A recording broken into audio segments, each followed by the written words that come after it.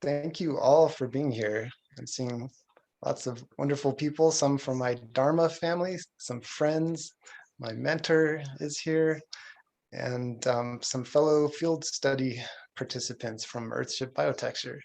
So thank you all for being here. For those who don't know me or haven't really gotten to meet me, I'm an architect and a musician living in Netherlands, Colorado, which is about 30 minutes to the west of Boulder.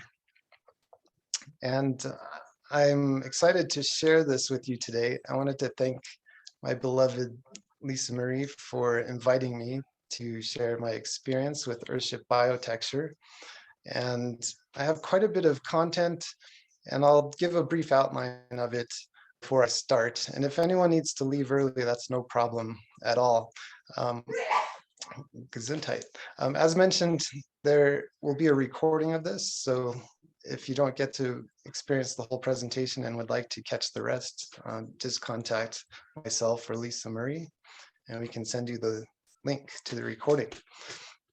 So the way that I've structured this presentation is I'm going to just give a little bit of background info for context, my personal history, and wanted to share some of my past work and some of my architectural inspirations. And I'm going to talk a little bit about my past 2 visits to Earthship Biotecture in Taos, New Mexico. And then I wanted to talk about some of the reasons for making a 3rd visit to Earthship Biotecture, not to just be a visitor, but to be a student of Earthship Biotecture. And I'm not an official representative of Earthship Biotecture. I'm a student, and I will be sharing from my personal experience. And then I wanted to share my experience that I did have at the 4-week field study last month, and also with doing the online Earthship Biotecture Academy. I will do some tours through photos I've taken of various Earthships that we got to experience while we were down there, and some of the different designs. And then I'll give a conclusion, and there will be a Q&A. So if you have any questions, you can hold them to the end. And at some point, there will be a break as well. So that's an outline. Let me get started by sharing my screen here.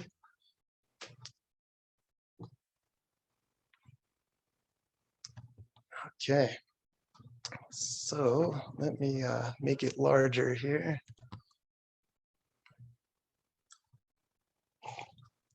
So first, I wanted to talk a little bit about the Circular Communities vision, which is, this is part of a study group series.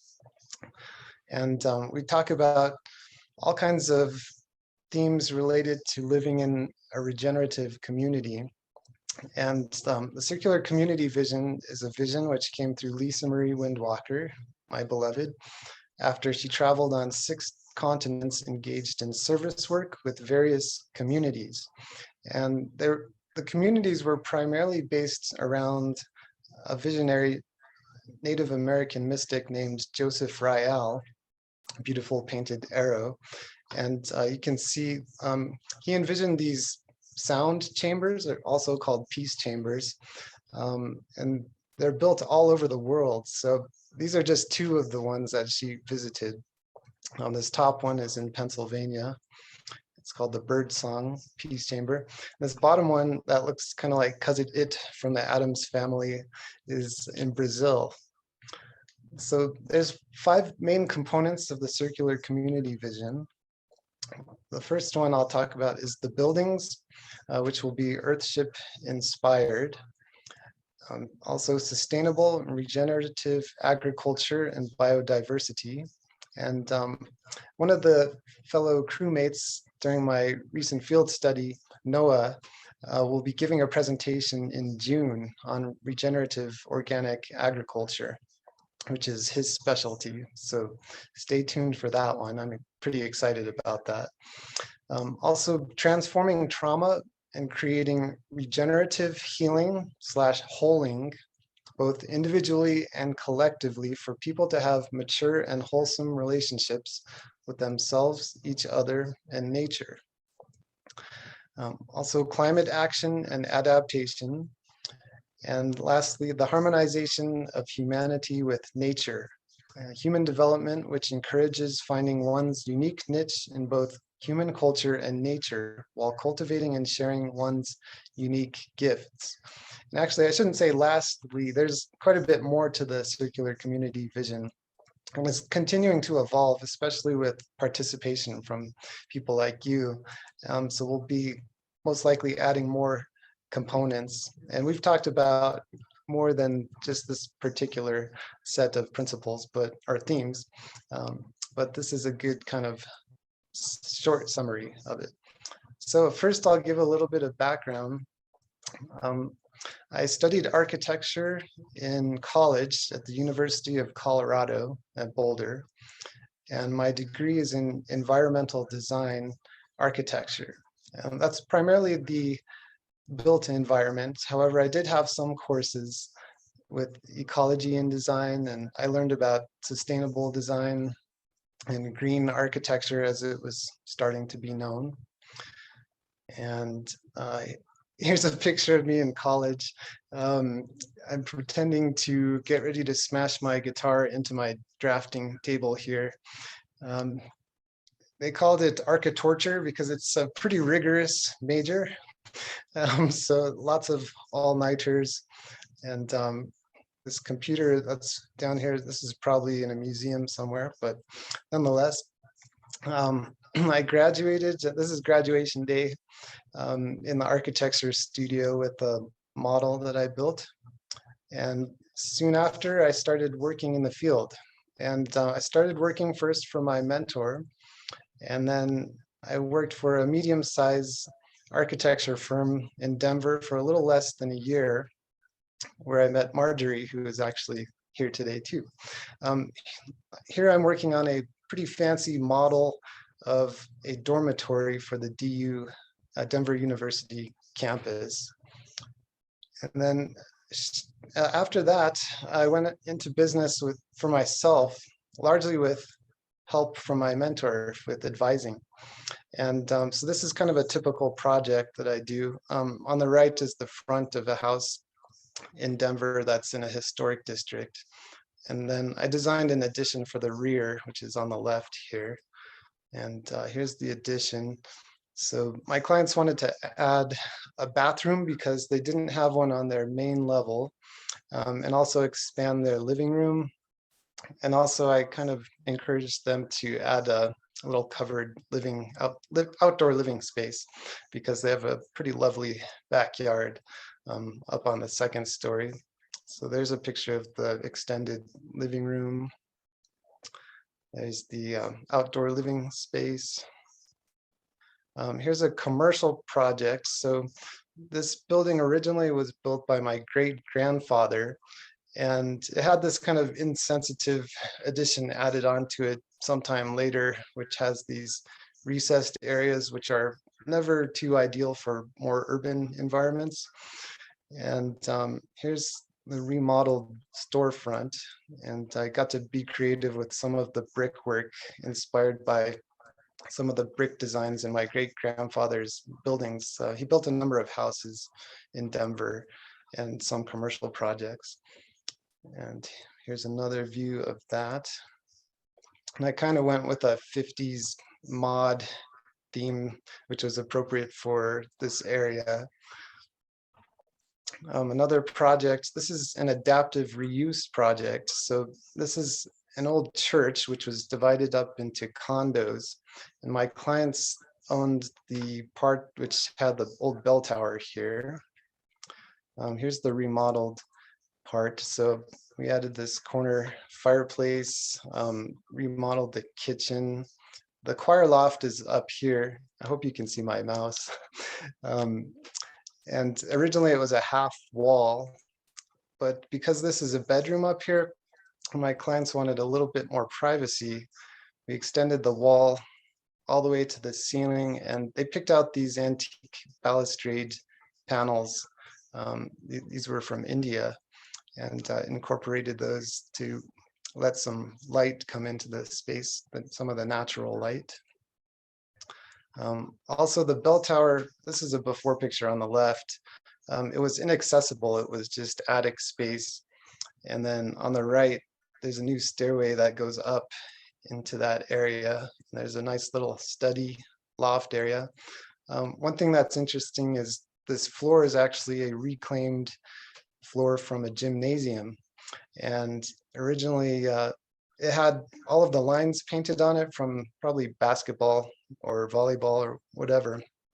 And in reclaiming it and having it installed, they had the builder just kind of position it randomly. So it looks like this kind of modern art sort of pattern.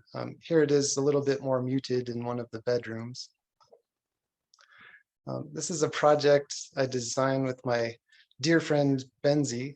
This is a detached garage and music space, and it's pretty much all thrift architecture. So first we went to a metal scrapyard and we picked out interesting pieces of metal, and this little half hexagon bump out is the jam space, the music space, and it's clad in metal from an old trailer.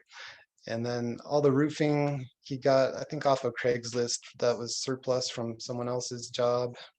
He got all these tiles. He did this himself, this mosaic work. Here it is from the alley. So it's kind of a patchwork of all this reclaimed metal.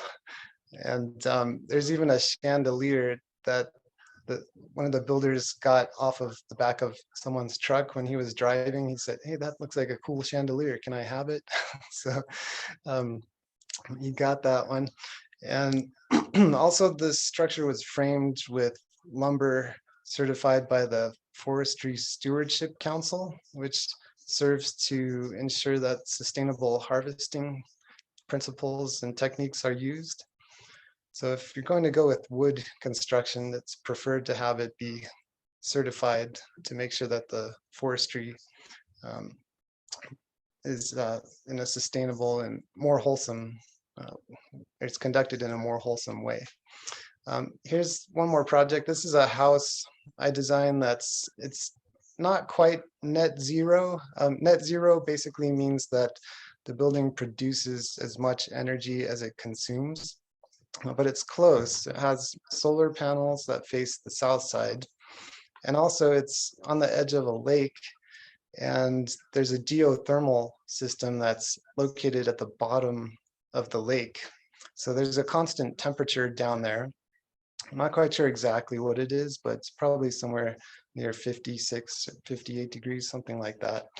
And there's a tubing system that's filled with, usually it's a mixture of water and glycol, which is a type of antifreeze.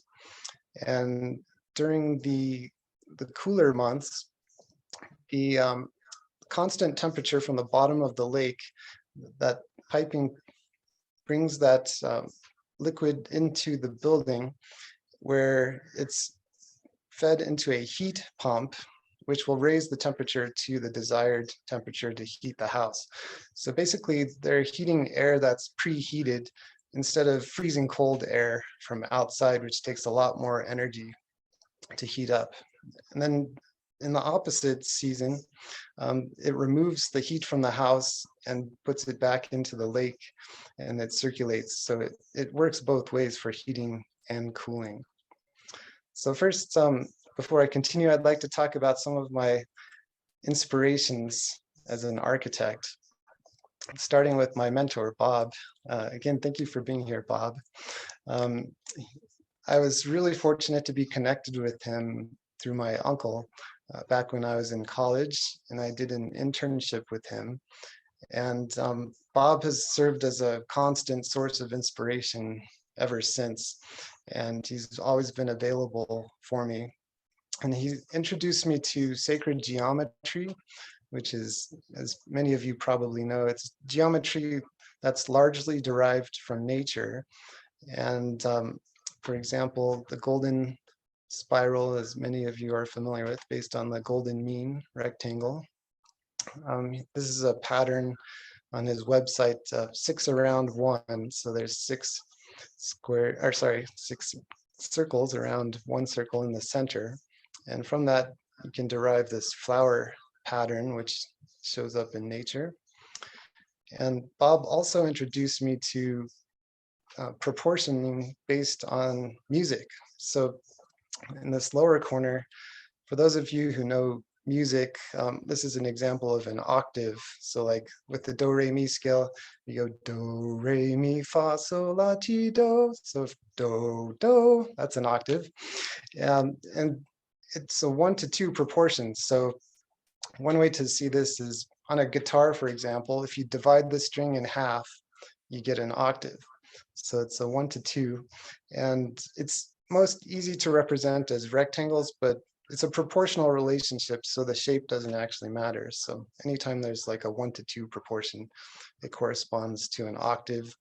And similar proportional relationships can be derived from all of the harmonies in music. And this is a project down here that Bob was involved with.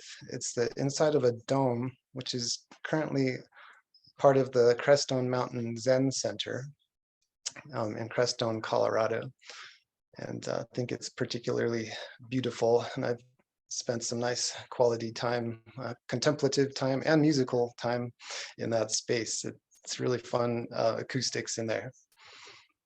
So I could have easily done a really long presentation on my architectural inspirations, but I got it down to just 3 architects, Bob, and then this is Antoni Gaudi, a Spanish architect in the late 1800s, and he died in 1926. This is one of his residential buildings in Barcelona, and these fun shapes on the roof, these are actually chimneys and the top of ventilation shafts. So they look kind of like ice cream cones and different creatures. And I really love how nature inspired his work is. So here's a floor plan of that building. And to me, it looks like the section of a leaf. And there's these internal courtyards that are for ventilation and also to bring light into the center of the building. Here's another project in Barcelona, the Casa Batlló. This was 1904, and, pretty whimsical, but very nature inspired. Here's an interior shot, and I can see all kinds of creatures when I look at this. I see like scales up here from a fish, perhaps. I see bones for the columns, eyeballs, things like that. Here's a picture of one of the courtyards in that building. It's really beautiful tile work. Also, Frank Lloyd Wright is a huge influence on me, and I picked one of his lesser known works. This is a small 800 square foot cabin he designed in Wisconsin, and I love the simplicity of it, and I also love how nestled into nature it is. It's really open to the land, and the stone probably came from on site or nearby. And here's an interior from another one of his projects that's a little more curvilinear. Again, lots of beautiful space, beautiful materials, and lots of glass to connect the inside experience to nature. Now, this is not very ideal for energy efficiency. So one of the improvements that Earthship Biotecture introduces, which is having a greenhouse, when you've got all of this glass, is actually a major benefit for thermal performance. Lisamarie and I visited the most famous house in America, Falling Water, back in 2018. And again, this house didn't seem to plop down on the land. It grew from the land, and it's really beautifully integrated into its surroundings, and it's really feels like part of its surroundings. There's a big boulder that's part of the living room that's built on top of, and of course the waterfall being the most dramatic feature. So on to Earthships. So I visited Earthship Biotecture 2 times before this most recent. And first, well, what is an Earthship? So I got a definition here, which is Earthships are a type of sustainable home which were created by Michael Reynolds, constructed with recycled or natural building materials and designed to be self-sustainable for those who live in them. They are powered by renewable sources like wind and solar power, collect their own drinking water, treat their own sewage, and often grow their own food. Earthships are generally built off the grid.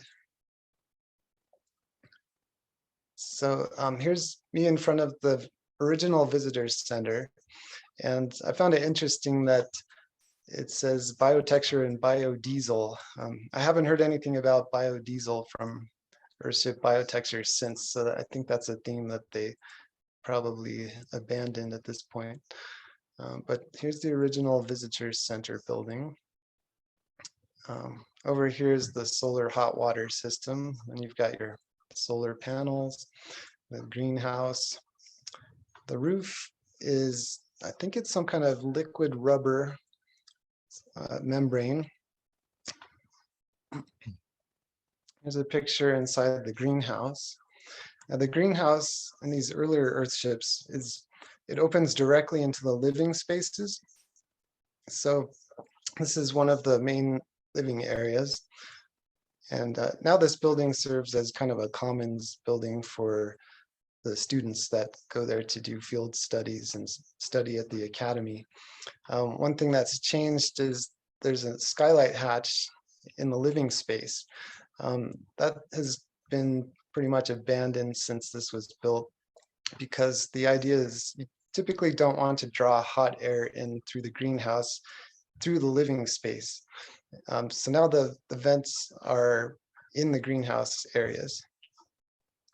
There's also an indoor water cistern. This idea was also discontinued because they discovered that the water in the cistern would pretty much suck all of the hot air out of the house.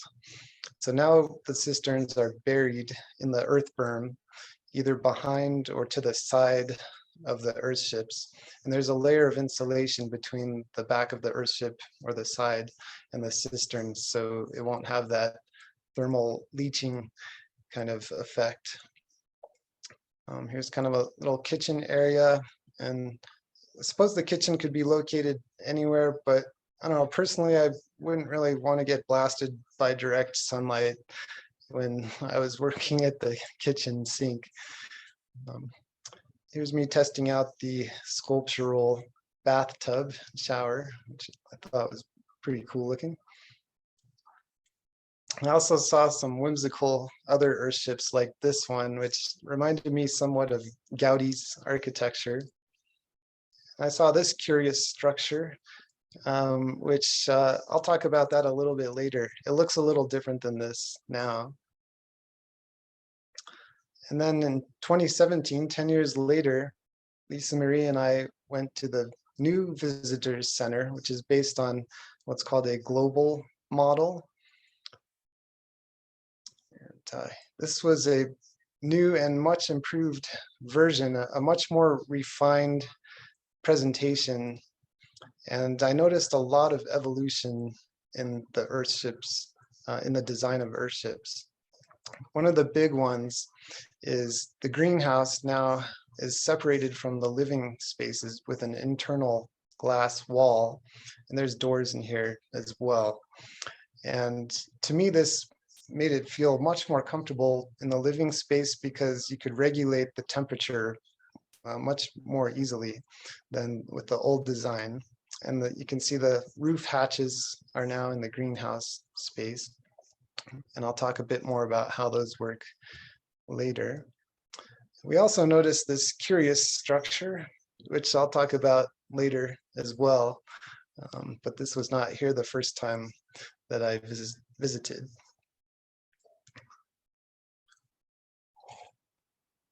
Okay, so now I wanted to talk about what brought me back to Earthship Biotecture the third time. And I'm calling this climate changing consciousness. And I have this quote from an environmental lawyer, which I think is really on point. So I used to think that the top environmental problems were biodiversity loss, ecosystem collapse, and climate change. I thought that with 30 years of good science, we could address these problems, but I was wrong. The top environmental problems are selfishness, greed, and apathy. And to deal with those, we need a spiritual and cultural transformation.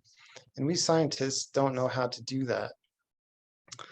And Lisamarie and I were part of the climate strikes in 2019. This is in front of the Capitol building in Denver. And she was carrying this Thich Nhat Hanh quote sign, "Walk as if you are kissing the earth with your feet." So we got pretty energized by that movement. Then, of course, the pandemic hit, and I think this quote is really poignant from Charles Eisenstein. "COVID-19 is like a rehab intervention that breaks the addictive hold of normality. To interrupt a habit is to make it visible. It is to turn it from a compulsion to a choice. When the crisis subsides, we might have occasion to ask whether we want to return to normal or whether there might be something we've seen during this break in the routines that we want to bring into the future. We might ask, after so many have lost their jobs, whether all of them are the jobs the world needs most, and whether our labor and creativity would be better applied elsewhere."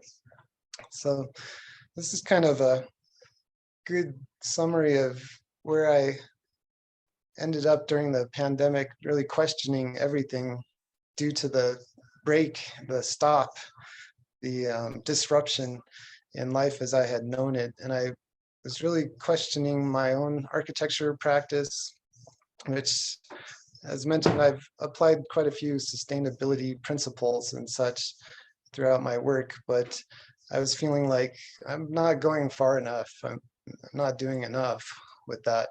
And sustainability is really about doing less harm. And I think we're past the point of doing less harm.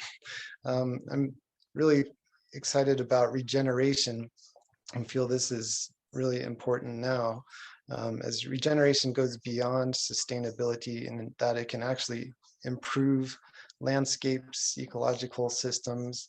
It can sequester more carbon than it exhausts, and so forth.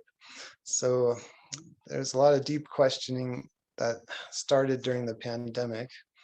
And here's some of that questioning. So I'm calling this the trouble with conventional building. And this animated image on the left, I feel like this is how a lot of buildings are designed now.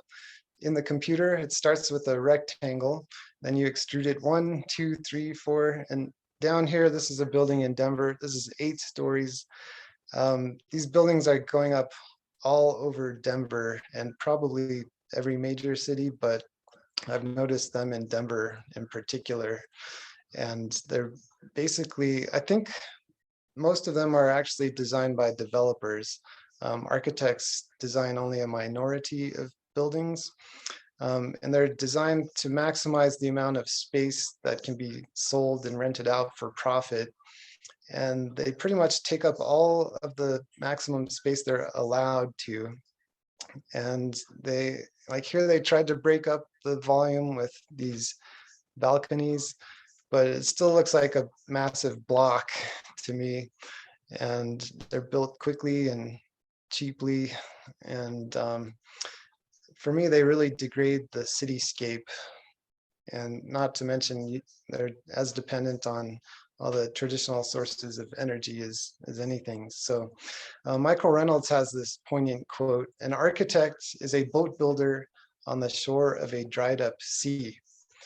And that's pretty cynical, but I see where he's coming from. And I'll just mention part of the reason why.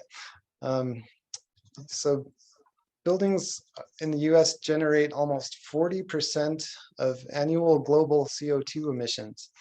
And while new buildings can be designed with a lower carbon footprint, 11% of a building's carbon footprint comes from any carbon dioxide created during the manufacturing of new materials, the transport of those materials, and the construction itself. When architects choose to adapt existing buildings, much of those carbon emissions can be spared. And then also steel and concrete, or cement rather, the main ingredient in concrete, generates about 15% of all global emissions of carbon dioxide, the gas most responsible for the climate crisis. So that's for all emissions. It's not just within the building industry. This article came out very recently, which is the Intergovernmental Panel on Climate Change. Their report paints a pretty damning picture of architecture. And what some key quotes are: policies that favor wasteful new construction and do little to encourage environmentally minded retrofits have hindered the building industry's ability to curb its footprint. Also, each time you have a heating or cooling system that consumes energy, this means the building was wrongly designed, she says. A good building is a building that doesn't need an active heating and cooling system. And finally, cities need to require zero carbon buildings.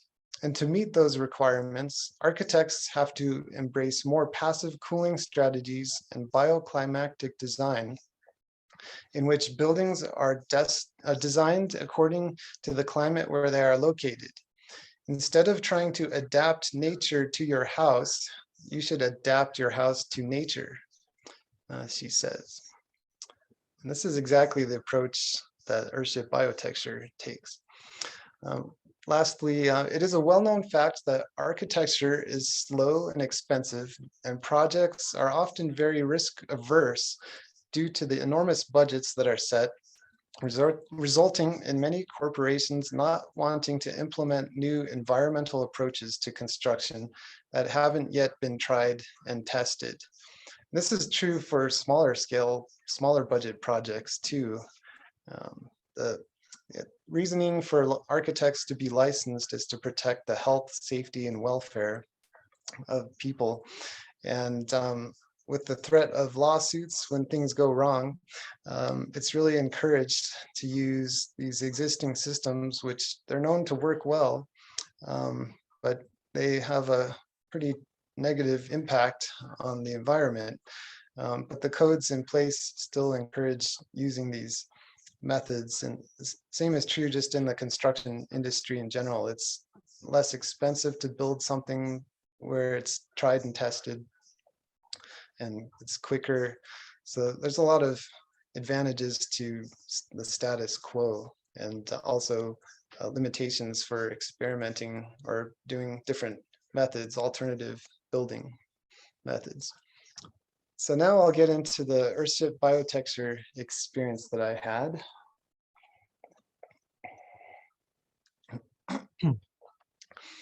So first, as I mentioned, I did the online academy in the fall of last year. And this is something that they started offering during the pandemic. You can also go there to New Mexico and do an in-person academy, which Real is in the middle of. He's one of the participants today. And also I did this 4-week field study, also with Real, back in March last year, this year, sorry, last month. Boy, the time is just cruising by here. So I wanted to first give a definition of biotecture, which Michael Reynolds invented. So biotecture encounters the phenomena of the planet to provide sustenance. And what he means by phenomenon, which is what shapes the structure, it includes the sun, rain, wind, biology of plants, thermal mass, physics of convection and condensation, gravity, humanity, garbage, and so forth. So first I'll talk about the 6 principles that are pretty much same as what our human needs are. And these are what biotecture is based upon. So we've got building, I'll just read this first.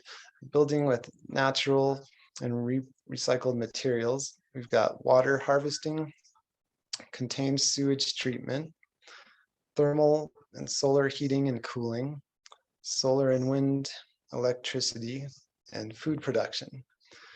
So starting with thermal comfort, without the use of fuels, I found this article from the US Energy Information Administration. This is 2015.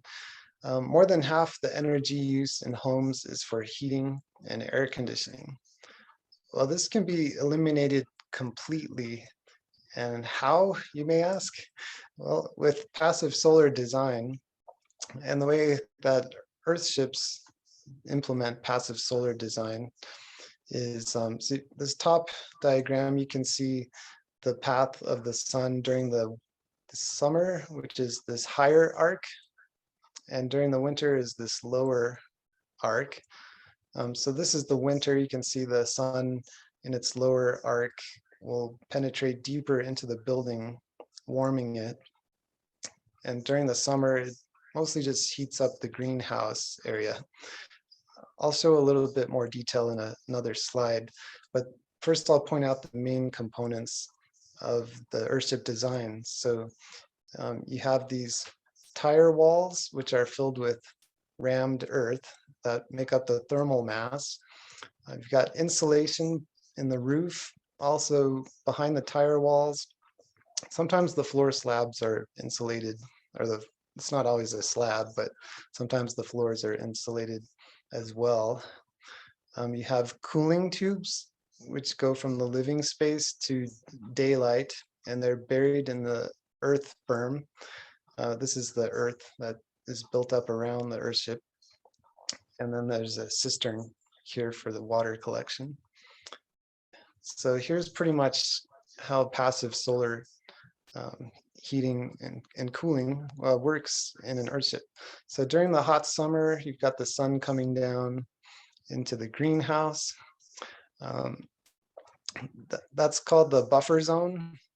Then the living space is the comfort zone. And then you've got thermal storage in the back. So the greenhouse gets pretty hot, but since there's this cooling tube that's built into the earth, where the temperature is constantly 56, 58 degrees, somewhere around there. It changes depending on where you're located on the earth. The air in that cooling tube it's constantly that temperature. So you can open up a hatch in the living space and it draws in this cool air and it gets vented through either the door, or there's often transom windows that are operable above the door. They get drawn up and out through the skylight hatch in the greenhouse. And I found this to be really effective in the Earthship that I stayed at the couple times I needed to cool it. During the cold season, you've got the sun coming in not only to the greenhouse, but it warms up the living space as well. And it warms up the thermal mass of the floor and the walls. And at nighttime, when the temperature of the living space drops, that heat that's saved up or stored in the thermal mass, it goes into the living space. And since these are so well insulated, it keeps the temperature pretty constant, and it can be adjusted as you can't add heat unless there's a supplementary heating system, such as a fireplace. But it's not really necessary for most Earthships that, well, all Earthships that are performing well, they don't need any supplemental heating or cooling system. Here's a graphic which basically shows how Earthships are built as opposed to conventional houses, which are exposed to the air on all sides. So by tucking it into the earth and insulating, you've got the solar gain, and it gets stored kind of like a thermos bottle. So for the principle of water harvesting, it's actually pretty simple. The roofs are used to collect the rainwater and also snow, and they are funneled into cisterns.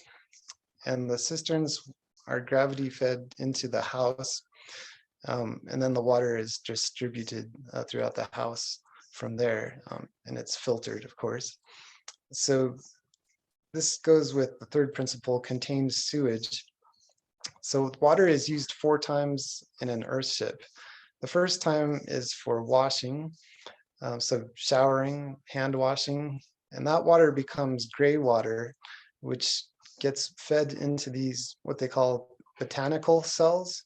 So these are indoor planters, and after the water goes through them, it gets recirculated so it doesn't get stinky and stale.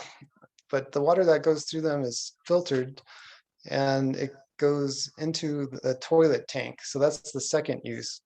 The gray water fills up the toilet tank. And then also we've got the black water, which comes from the toilets and also the kitchen sinks. This gets fed into the black water system. So there's a septic tank, and then there's what's called another outdoor botanical cell, a black water cell, which is often used to grow trees. You can grow fruit trees in there, ornamental plants, and things like that.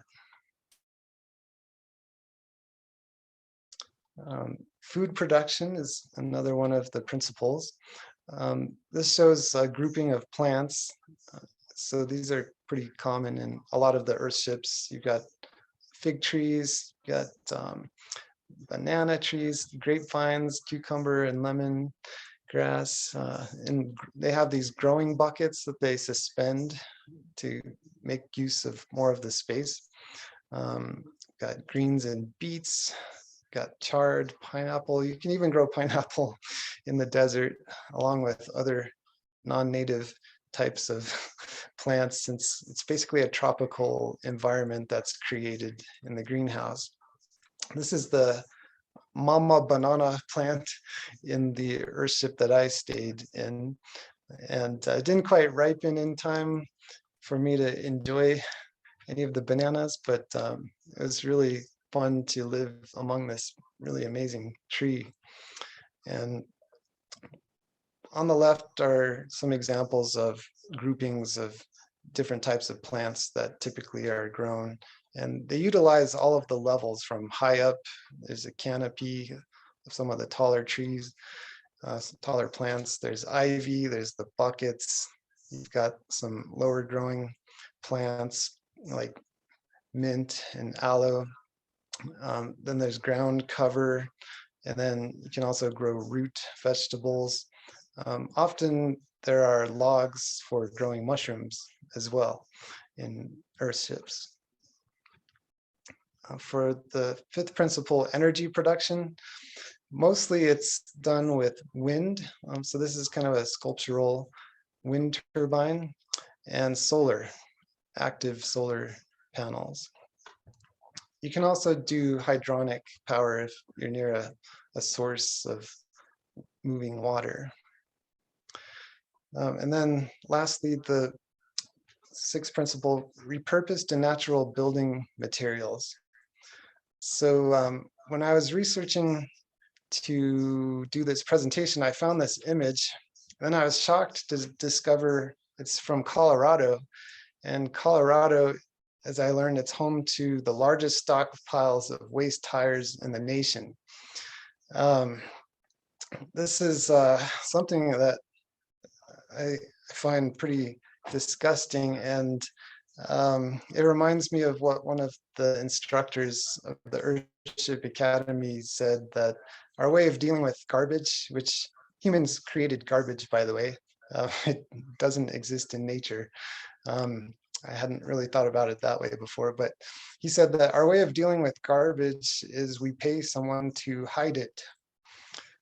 And this was hidden from me, even though it's huge, and this is just probably a small part of it. So we've got a serious issue with garbage, which I'm sure most of you know. This inspired Michael Reynolds, along with the energy crisis in the 70s, to do something different. And his original experiments involved building with aluminum cans. He developed this kind of can brick, which he's abandoned that since, but this is one of the houses he created, and it still exists. I actually happened upon it while driving from Taos to Earthship Biotecture. I recognized it, so it's kind of cool to see it still in use today. The way that cans and glass bottles are used now in earthship construction primarily is in masonry. So there's can walls and bottle walls, and these are partition walls. They're not load bearing. And the bottle walls I find are particularly attractive when the light comes through them. This is Ray Al helping out, making some cement yams to help position to get the bottle wall going. And also tires, the way these are used are in the walls that retain the earth, and they're filled with cardboard first. So when they're filled with earth, which is compacted into there, so it won't fall through the bottom. So you can throw other garbage in the bottom of the tires to reduce waste on site. I'll mention briefly, one of the common critiques of earthships using tires is that they off-gas. And certainly new tires do off-gas, as you can smell anytime that you go to a tire shop, or if you're around new cars, you can definitely notice this. But according to Michael Reynolds, tires complete their off-gassing after the first 1 to 2 years of use, which is typically 10 to 20,000 miles, depending on how much driving you do. But pretty much when they're done being used for driving, they are inert. And also in earthship construction, tires are buried under 1 to 12 inches of plaster on the interior side. And on the exterior side, they're buried into the berm. So they're completely encapsulated. And here's an example of the plastering. This is adobe plaster in this case. So there's these voids that get created when they're stacked like bricks. So that's where there's a deeper layer of plastering. Okay, so now I'll talk about the field study. And this is our group getting checked in. And this is Lauren, the Academy Director, giving us orientation. So the group that came out to do this March field study, it was around 35 people or so initially. Some people left during that, and some people came also later. We started by touring the sites that we worked on. There were 2 main sites. This one's called the Knickerbocker site, named after the client who it's being built for. And this one had been started about 6 months prior to our arrival. So yeah, it's pretty much dried in. Most of the exterior work is complete. So this project was more interior oriented. Here's the tour of that. So you can see there's some wood framed walls which contain the plumbing and electrical work. This is the progress with the exterior walls and the plastering. There's a fireplace in this one, kind of as a supplementary / backup heating source. This is the other site, which is known as the U2 site. And This one had only been started, I think, 2 to 3 weeks before we arrived. And here's Michael Reynolds himself pounding tires. So there were really just a few of these U-shaped structures that were laid out, and there wasn't a whole lot more to that one. You can see the cooling tube here was being installed. So one of the first tasks we did at the Knickerbocker site was Phil. He's one of the chief builders of Earthships. He also has an architecture background, a degree in architecture. He was guiding us, and we were mixing mortar in this case to add plaster to the cistern. So most cisterns are plastic, large units, but in this case, the client wanted to have one large custom cistern, which is kind of the way they used to build these.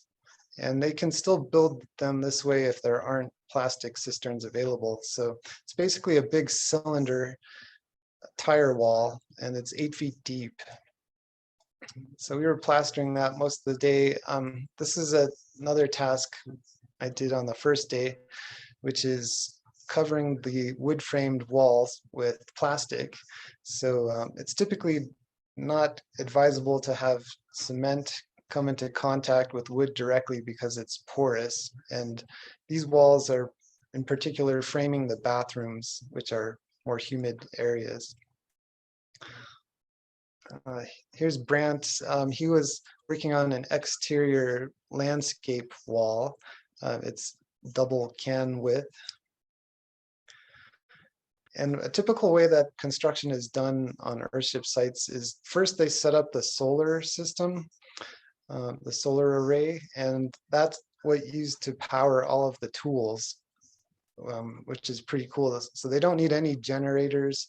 It powers all of the saws and all the power tools, and also stereos, things like that. And it's got plenty of juice. There were never any outages or any problems with that. Here's another task, laying out the forms for a floor to be poured with concrete. Here's some progress on coating all of the wood framing members, and also coating the electrical and plumbing system with plastic.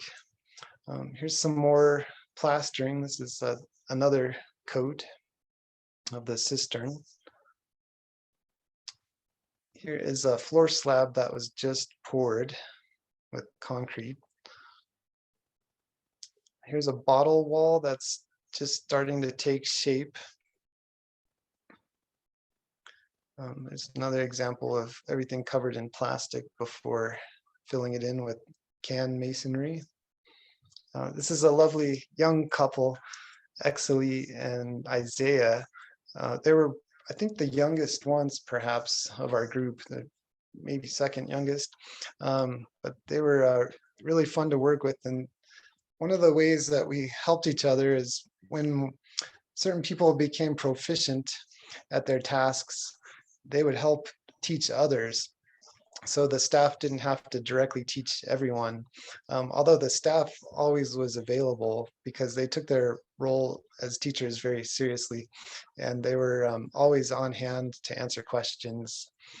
But all of the fellow crew members, we all made it easier for ourselves by helping each other out.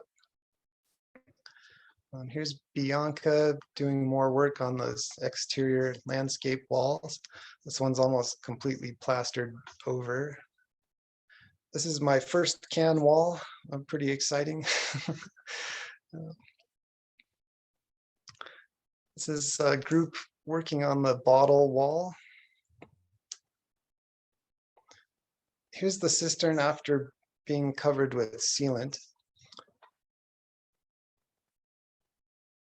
And here's a detail of how the can masonry works. So there's these blobs, or yams as they're often called, of cement, and then the cans are pressed into them and staggered just like typical bricks almost. And the structure in the wall it comes from not the cans, but actually there's kind of a honeycomb shape of cement. So you could even take all of the cans out and the structure would be solid. However, like I mentioned, these aren't used for load-bearing purposes. There's some more progress on the bottle wall. After the first week, I went back to the U2 site to see how the crew over there was doing. And they completed getting the foundation of all of there's 4 U-shape rows of tires here. They'd gotten a lot more of those completed. You can see the insulation wrapping around. Here's some of the cooling tubes that are getting ready to be buried as the structure gets higher. Here's a typical cistern. Another view of some of the tire wall progress. Here's another cistern view, and rails in there. You can see for scale, they're pretty large. And there's typically 4 of them used for an Earthship of this size. One day it snowed, and well, actually more than one day, but this day we actually got quite a bit of snow and it was really cold. But fortunately, since I was assigned to the site, which was mostly interior work, we got a fire going and we were pretty comfortable inside. This is myself with Jimbo here on the left. He's one of the staff members, and Bianca, another field study participant. We're cleaning glasses for the bottle bricks. So I got to work on the bottle part of the operation this day. So here's my first bottle brick. We basically cut the bottom 3 inches off of bottles and match them for size and color too. Typically, a colored bottle will be paired with a clear bottle so that the light can come and permeate through the colored part. And they're usually either duct taped or you can use packing tape. And then here's a box of bottle bricks. Here's me cutting a bottle using a tile saw. That was kind of a messy operation. Here's leveling a wall or checking it for level. Here's more progress on the bottle wall.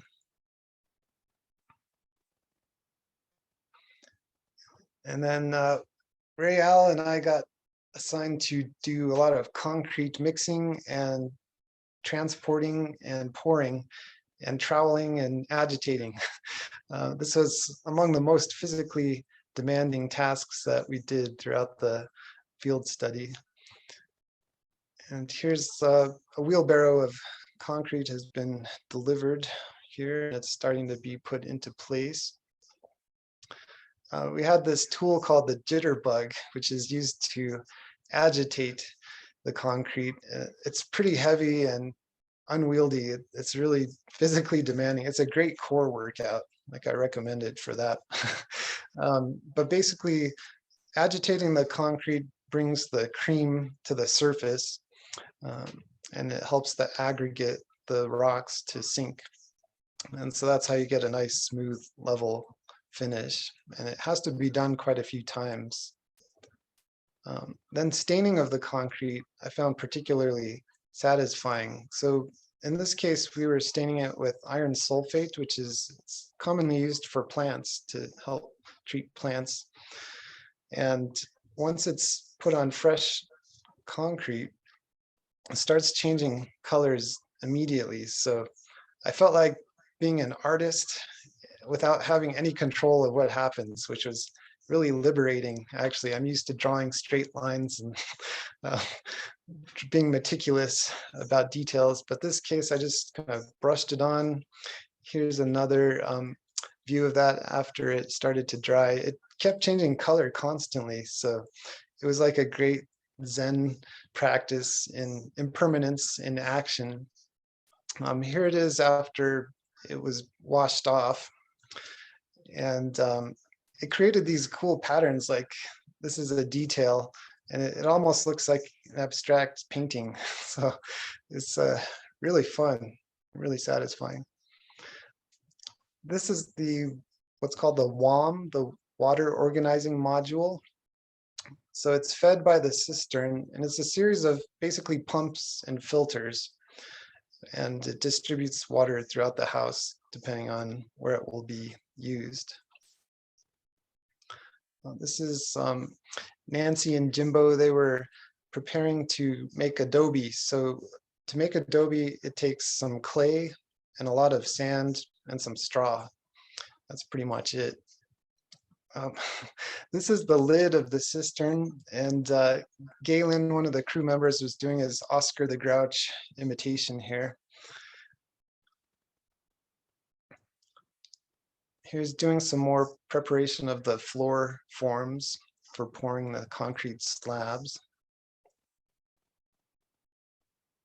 There's some of the forms in place. And then there's this metal mesh, this rebar, or remesh as it's called, that's used to strengthen the floor slabs.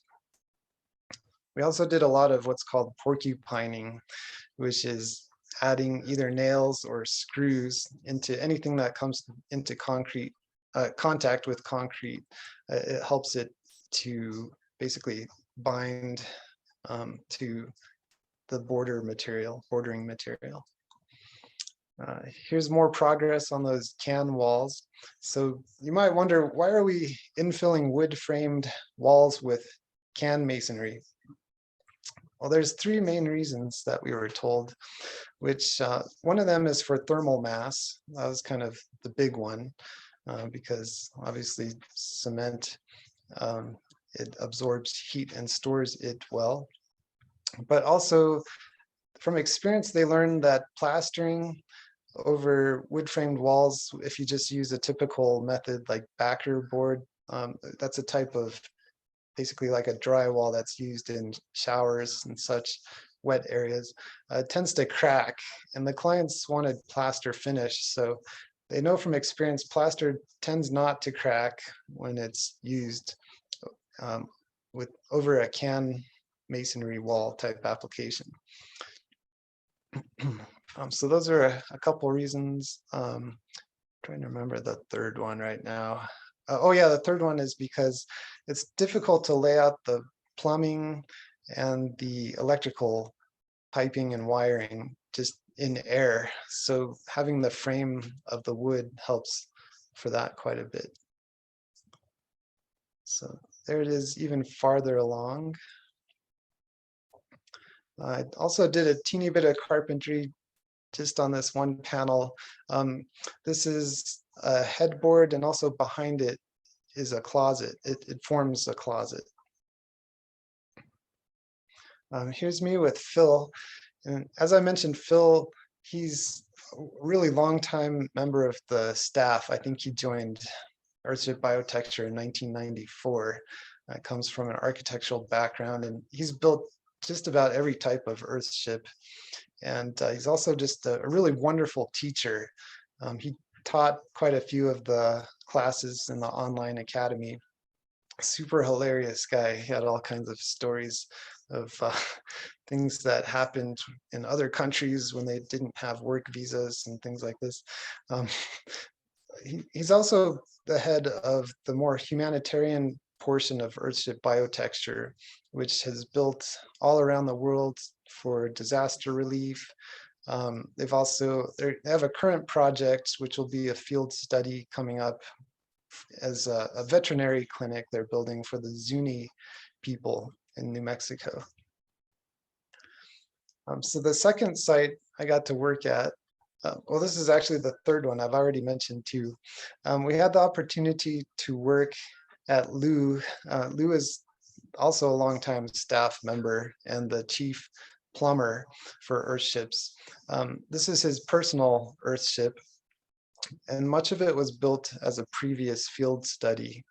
And this one, he was living in a neighborhood which required some kind of traditional Southwestern style architecture. So this is what he came up with the help of an architect.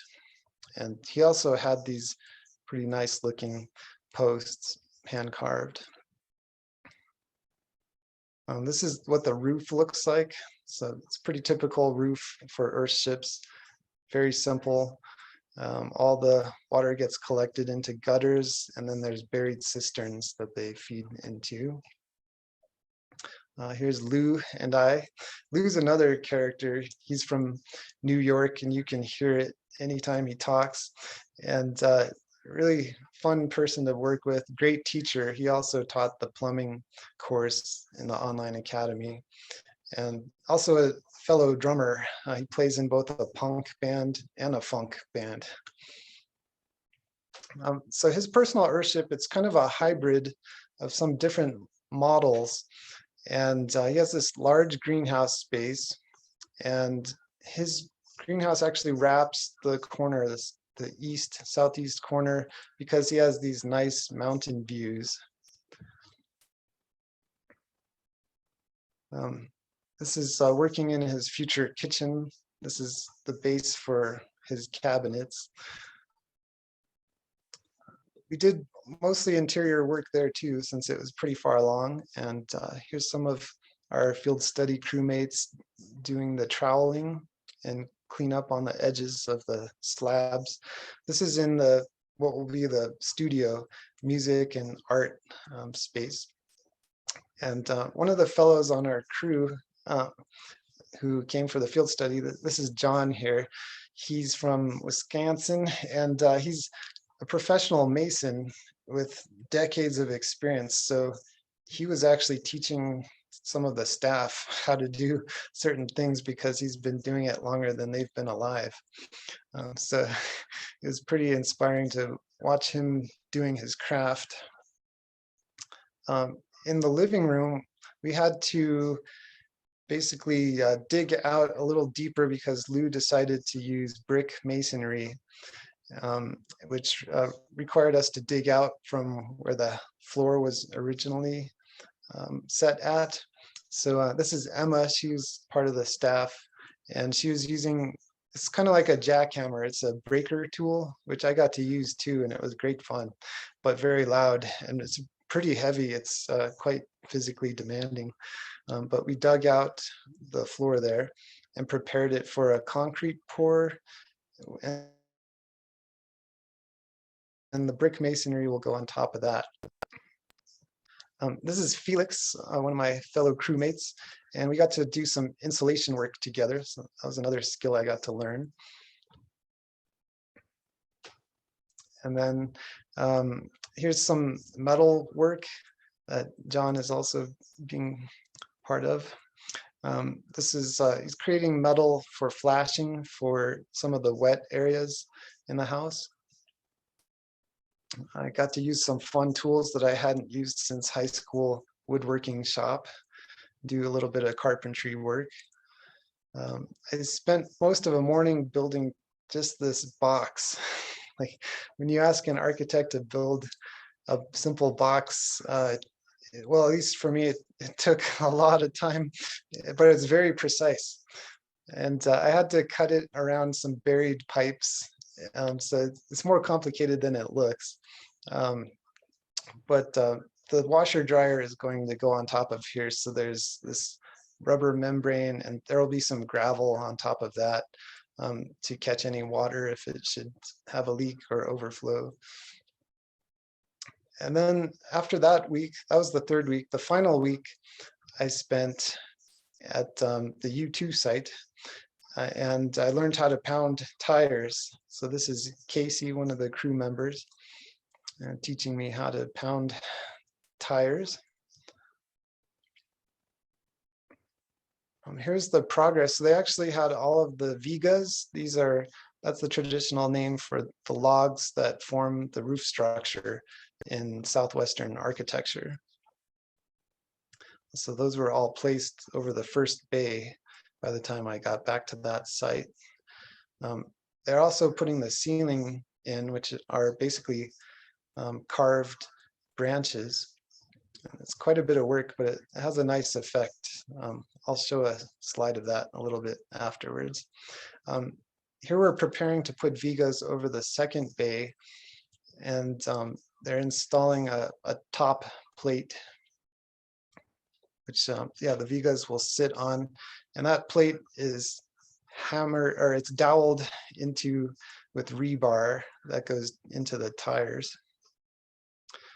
Some of the tires they're filled with concrete and have anchor bolts for a floor plate. This is usually where there's a door.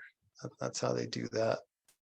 Now here's Michael Reynolds working on, he's doing some stone masonry actually, to have stone finished in this particular part of the Earthship. Here's another photo of the vigas, and we're getting ready to place them. So this top plate is pretty much completed. You can see the insulation again that runs behind the Earthship. This is Bradley. He was pretty brave. He led our crew in carrying these really heavy vigas. There were 5 of us, and we all teamed up, and he led us walking across the top plate, and then he went out onto the top plate here. It's basically a 10-foot drop on either side, so it's almost like a balance beam. But we were able to successfully place all of the vigas without anything catastrophic happening. Here's the group of us helping to position them. Yeah, here's where they're in place. This is obviously the power system. The next step was to drill into the vigas and pin them into there's some blocks here that go into the top plate. Here's getting to use one of my favorite tools, the Matic. I had to do a little bit of excavating here to create the wall that goes underneath the greenhouse. So the bottom tires are pounded with gravel instead of dirt. And that's to allow for water not to wick up through the ground. So if there's any moisture in the ground, it won't come up through the bottom of the tire walls. Tire walls are vulnerable if there's water that goes through them. That will pretty much destroy their integrity. So having gravel at the base of the tires counteracts that. Here's Michael Reynolds again, pounding tires. I asked him how much of his time does he spend on the job site versus in the office, and he said about 50-50, which I thought was pretty inspiring. I was having a blast doing all this work, by the way, so I really loved getting to be on site and be involved with building and not just making drawings in my office of what the builders use to do the building. Again, yeah, here's the solar array, which is powering all of the tools and the mixers in this case. This is pounding some tires up higher on a wall, and the tires puff up when they're compacted properly. Here's an overall shot. This is again the ceiling. Also, there is a fair amount of concrete used in some of these Earthships, which is not my preference, but it's used to take up space, usually for door frames. They create this little wire basket, and these wood blocks are a nailing surface. And because the tires are staggered, they needed like a half tire kind of space. So they typically have used concrete for that. I got to go back to the first site, the Knickerbocker site, during this final week and see some of the progress. So more of the floors are being poured. The bottle wall is almost near the top. The floors, yeah, a lot more of the floors were done. Here's that headboard that I was working on a little bit. The ceiling was installed here, and here's Fred. I've been working with Fred to help him rebuild his house in Sunshine Canyon, Colorado, which it burned down in a wildfire in 2010. So I've been working with him to try to design and be able to rebuild on the existing foundation that he has. He came down and visited because he was really fascinated with Earthships. Here's some more progress with the infill walls, just about done. They're starting to do the finish coats for plastering. And then there's, this is the completed cistern, and they're starting to do the bottle walls along the top. So you can see this entire gutter, it's a seamless gutter, and it funnels all of the water here, which will go, it gets filtered first through this gravel layer. And there's holes in here, and so the water goes into the cistern from there. So yeah, here's a view of the U2 site again, underneath what the ceiling will look like. And then the last task I did of my field study, as far as the working goes, was to do these can walls to infill these gaps at the top of the wall. And there's the exterior view. So let's see, looks like 11:40. The next stage is to present some tours of various Earthships. And I'll go through that next. I'll probably go through the slides kind of fast because I have quite a few photos here. So starting with the one that I stayed in, this is called I have it mislabeled here. It's called Simple Survival.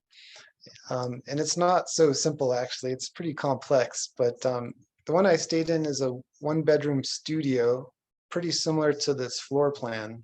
So it has the greenhouse in the front, and then over here in the one I stayed in was just the shower, and then on this side was the toilet and sink. And here's kind of a section view. So you can see it has a little bit taller greenhouse, the skylight hatches, and then there's this vault structure, which is that's in the living space, and it's concrete, and then there's earth on top of that, and then insulation and a metal roof on top of that. So here's what mine looked like from the outside. It's attached to the classroom building, which is over here. So it's basically the west wing of the classroom building is the Earthship where I stayed. You can see the solar panels here, the skylight hatches up here. Here's the whole building. So this is the classroom in the center. You can see there's solar hot water panel here. And on the other side, there's an office, which is pretty similar to the unit that I stayed in. Some of you have seen these photos since I've shared them, but this is what the inside of my unit looked like. So there's a little kitchenette here. There's my banana tree. So the bed took up a decent amount of the space, but it had this pretty creative headboard, and behind it was a closet space where I could hang clothes. Also behind it is the hatch for the cooling tube. So that's what this is on the right. And here's what it looked like through the cooling tube shaft. It's open to daylight, and cool air just came flowing right through there anytime I had it open. It was pretty amazing. Here's a couple views inside the greenhouse. This is a view into the bathroom here and a view into the shower, toilet and sink. And it's very sculptural. It's a pretty fun space. There's the shower. There's the mama banana tree again. I thought there were some pretty nice bottles that were in the bottle wall in the bathroom. So I took a close-up of this one. And also at night, it has a really beautiful kind of stained glass-like effect. This is to show what the temperature was like in there. So right outside my front door, there's this thermometer. This is on the cold morning, obviously, when we got snow, and it's about 36 degrees outside. The thermometer in the greenhouse shows that it's 52 degrees, still pretty cold. The thermometer in the living space, however, it's pinned right at 70 degrees. And it didn't fluctuate very much from this through my whole time there. The lowest it got was 66 after several days of cold. But that was just for one morning. And I was fine just bundling up a little bit more. But typically it stayed around 70 or 72 degrees the whole time with no heating system besides the sun. Here's a photo inside of the classroom building next door. Another one. This is a simple survival model that was built much earlier than the one I stayed in. This is where my crewmate Rael stayed, and this was a much less comfortable experience since this was one of the early experiments. And they put a lot of the students in the earlier experimental structures for housing, partially to help them to experience for themselves how the Earthships evolved to overcome issues that they had. So this one, he was pretty cold the whole time. You can see it's a lot narrower than the one I stayed in.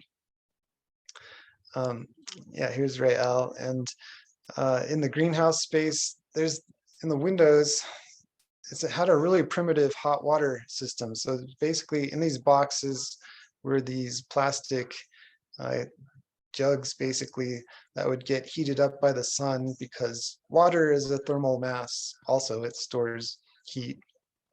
And basically it's pumped into this mixing chamber, which has cooler water. And then there's this hose system, and then this hose goes into the shower space. And I don't think he had a single hot shower the whole time he was there. He did have like one, I think, slightly warm shower. In the inner greenhouse, you could see they used this plastic material, which was starting to warp, not functioning so well.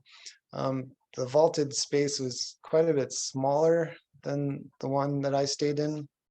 I lucked out. I stayed in the latest and greatest simple survival model, which is, it's a nightly rental also. So it's the newest and its best functioning example of this style of Earthship. On the right, there's a log that's been inoculated with mycelium to grow mushrooms. Fairly primitive cooking area with this hose system again, and a little gas burner. Now, instead of digging down for Earthships to have the berm around them, you can also build a retaining wall around them, which is what they did here. They didn't finish it to make it look like a, I don't know, more polished or refined type of structure, but they built a tire wall around the whole structure.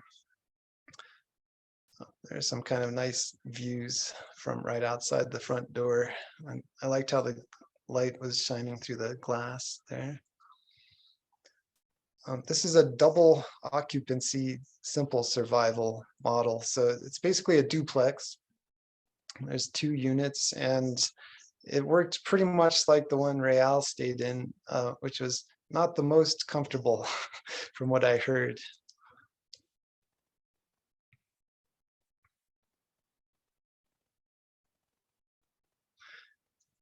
And then this is one of the newer models. This is called the Encounter. And one of my crewmates stayed in here and allowed me and some others to tour her space. And this one has a pretty big greenhouse.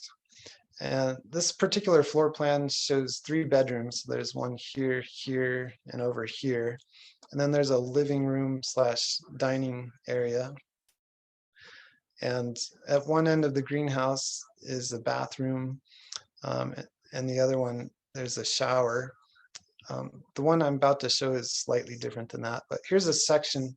So this was designed to be a more affordable version of the global model, which I'll talk about a little later. The global model is kind of the flagship Earthship.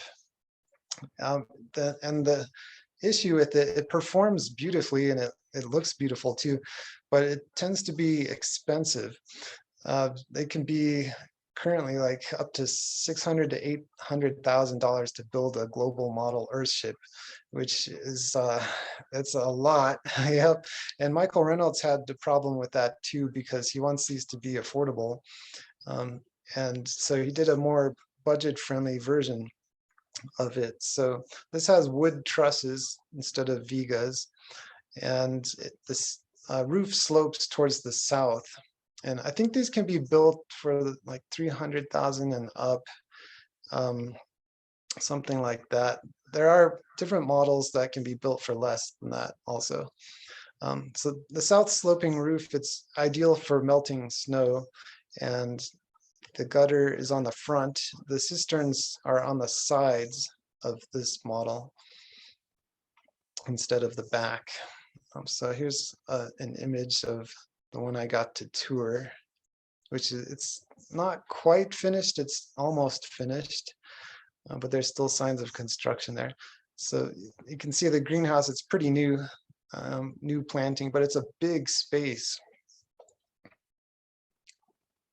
Like one big continuous greenhouse. Here's the bottle wall that goes to the bathroom. This bathroom has an open shower, kind of like a wet room like you see in Europe. I tend to prefer more enclosed showers personally, but that's how they did it here. Here's a shot of the dining area in the living room. They have, at Earthship Biotecture, they make all of their doors, including their closet doors and cabinets and things like that. So here's some that are in one of the bedrooms. For hot water, they figured out the most effective method is to use a solar hot water collector like this one, combined with a little, this is a Renai on-demand hot water heater. Now this is propane fueled, which is obviously fossil fuels, but it's only used as backup to supplement the solar hot water system. And it's a small amount of propane. According to a Earthship homeowner that was interviewed recently, his propane bill for the entire year is $90. Whereas up here in the mountains in Netherlands, sometimes it can be $250 to $300 a month during the cold months. So it's a pretty staggering difference. See, here's the roof, which is very simple. There's no penetrations through it except for at the very edge. The cooling tube vents actually had to go up and out here because of the topography. And you can see the propane tank there. This is another one that I passed. It's a nightly rental, and this one actually has a garage built into the west side, so it's a little different. I thought I'd show one that had a garage. This is an early Michael Reynolds experiment called the Castle. And I believe what he was going for here was to show that he could build with trash, primarily bottle or cans and tire walls, and also to be able to grow a banana tree in the desert, which he succeeded at. I think this was built in the 70s, so it's a pretty early one. I got to go there twice. This day obviously was snowy, and but this shows the front. There's a 2-story greenhouse space there. Here's some interior shots. It's a big circular shaped house. It's the kitchen.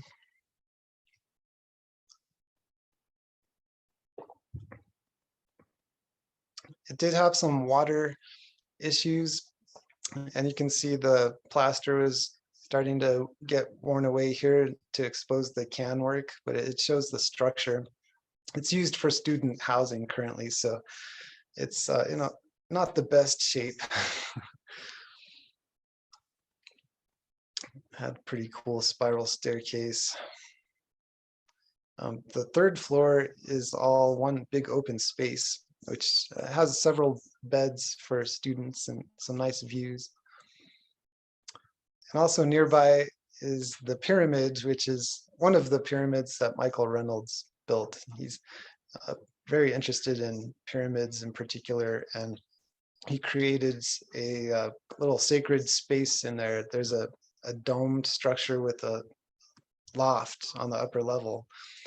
And when we toured, this was probably the largest assembly of our group that was photographed at one time. This is a curious structure which I mentioned earlier called the Hive. And this is a very unique structure that's also used for student housing. I believe there's 8 bedrooms in it. But originally it was built for a client who invested something like $4 million into it and then went bankrupt. And then Earthship Biotecture ended up buying it and completing it. But pretty cool, funky structure. There's a glass pyramid at the top. And there's a really neat space up there that's accessible through this outdoor stairwell. This is the 2-story greenhouse space.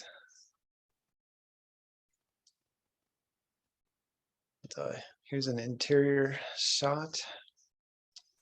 Another interior. According to the students that lived here, this one had some problems too. There were issues with a leaky cistern that was leaking water into the house, and it wasn't the most comfortable one to stay in.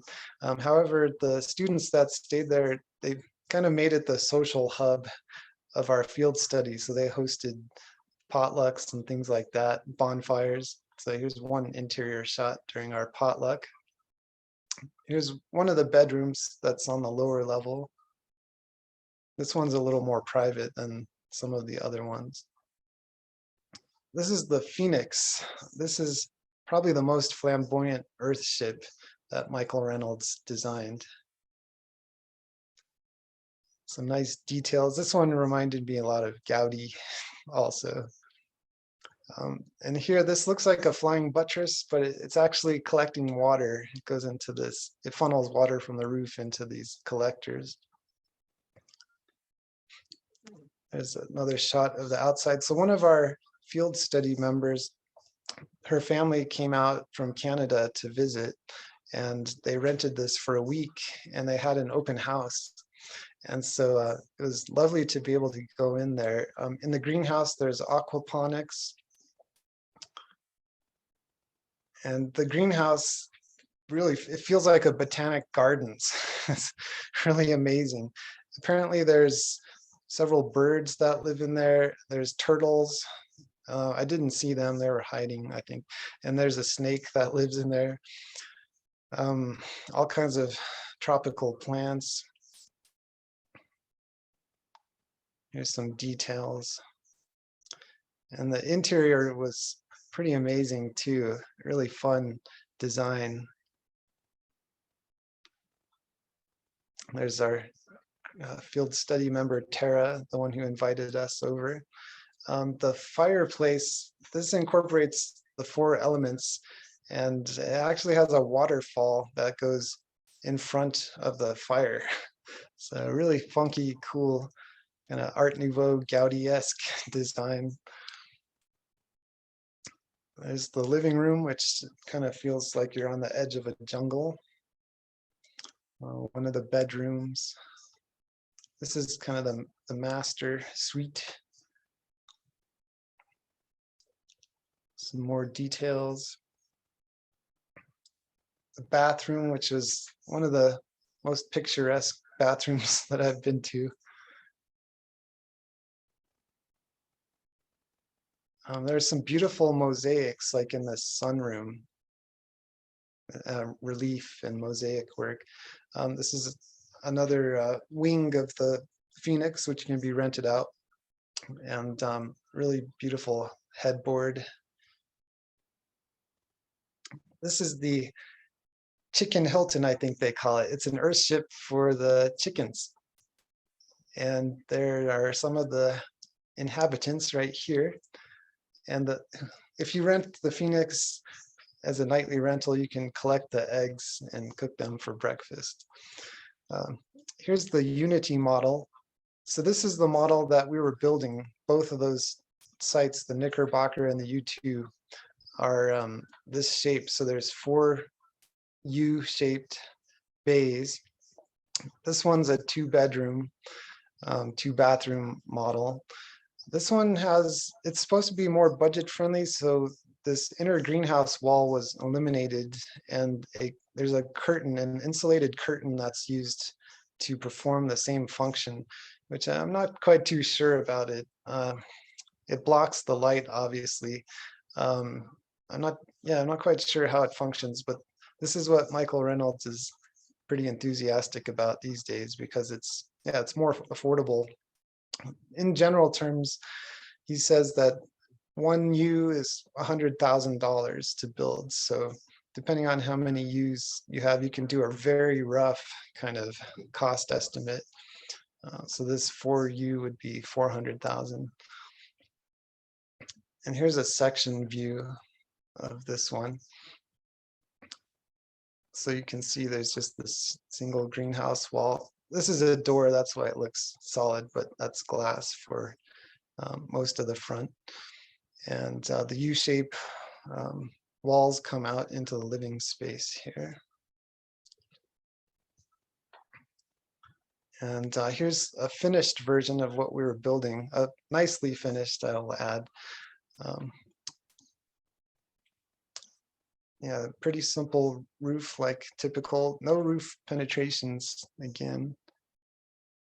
Here's the water from the gutter draining into the cistern.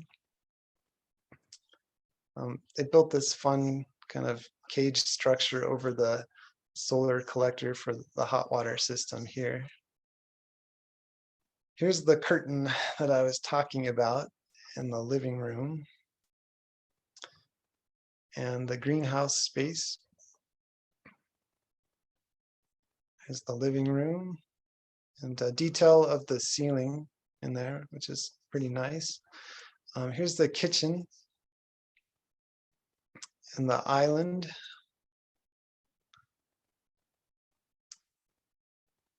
Some detail shots of the craftsmanship. Here's a bedroom with a couple bunks, and this is the bathroom in there.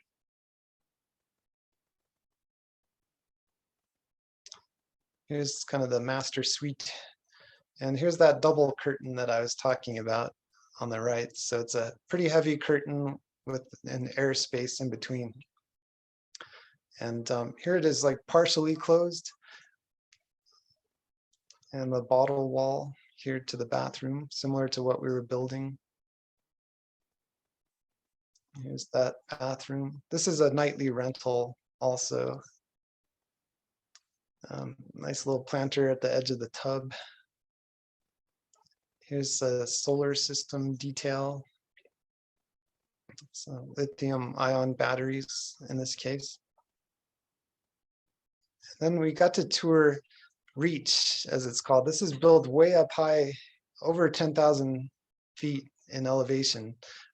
This was started in, it was like the 80s. Yeah, I think 1989. So this is an early experiment in Earthship living in a more remote area. And because of this, the 2 of the principles of Earthship design were realized, because they couldn't get water up here, like city water. So they had to collect rainwater. And what goes with the rainwater harvesting is the food growth, food production. And that's also tied into the sewer system, because there's no city utilities up here. So this is the first building that was built up there. We got invited by Jimbo, who lives there at present. And it reminded me much of cliff dwellings. It's on a lot of different levels, and there's all these little sleeping nooks. There's another one. There's quite a few stairs in these units. That's kind of a beautiful bottle and geode composition in the bathroom. There's lots of corridors in this particular one.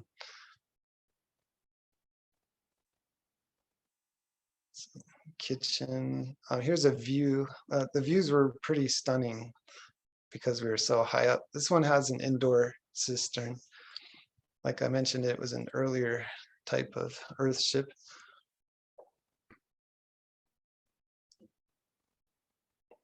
Some more views of the kitchen area.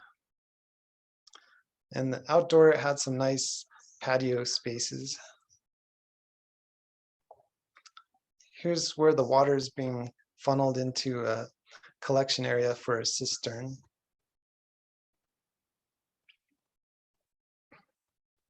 And then here's two other ones that we got to visit while we were there. We went on this hike, which was very steep, and we were all huffing and puffing by the time we got there. Here's one picture taken of a really nice lookout point up there. This one is, I don't think it's occupied, at least not very frequently, but it had some nice mosaic work and pretty interesting spaces, but it was kind of decrepit. Here's another one that's still under construction up there. Had a pretty nice bottle wall. The upper level, this one actually has 2 levels, and here's the upper part. Finally, we've got the global model. So this is, like I mentioned, this is probably the nicest, best functioning model of Earthship that we got to tour. And the visitor center is this type of model. So it has a greenhouse similar to the one that I stayed in, a higher greenhouse with sloping glass. The roof slopes towards the north. So it typically takes, well, sometimes it doesn't always require this, but sometimes there's a heating system in the roof to help the snow and ice to melt, which is solar powered. And then it collects water in the cistern in the back. So this one's called Truchas, named after a nearby mountain range, and it had really beautiful woodwork in the greenhouse. It had just really nice space there. Nice bottle walls. Here's one of the smaller bedrooms. And here's the living and dining area, kitchen, detail of the cabinetry. This is another one, global model called Lemuria, which my friend Chris, who's here, and his family, Tam and such, they got to stay here. And also Rael and his fiance stayed here after he finished the field study. Genevieve, they both got to stay here for a week. It was obviously pretty snowy and windy that day, so the exterior shots aren't the best, but it was really comfortable inside, though, I can say that. This one actually has some landscaping features on the berm, which is something that's missing from most of the Earthships. I tend to find they're pretty attractive on the south side, but the east, west, and north sides, they're not particularly attractive, and I feel with some landscape design that could really be improved. And also with planting, that can also help sequester carbon. So this has a heated line in the gutter. And here's the greenhouse in that space. Yeah, kitchen, living room, one of the bedrooms.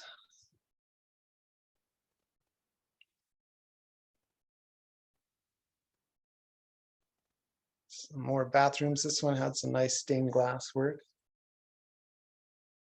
And then this is the last one I'll show. This is that curious structure that Lisamarie and I noticed the second time we went to Earthship Biotecture.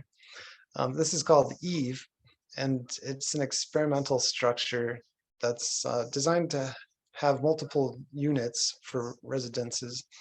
And it was also featured in a documentary about Michael Reynolds called Garbage Warrior.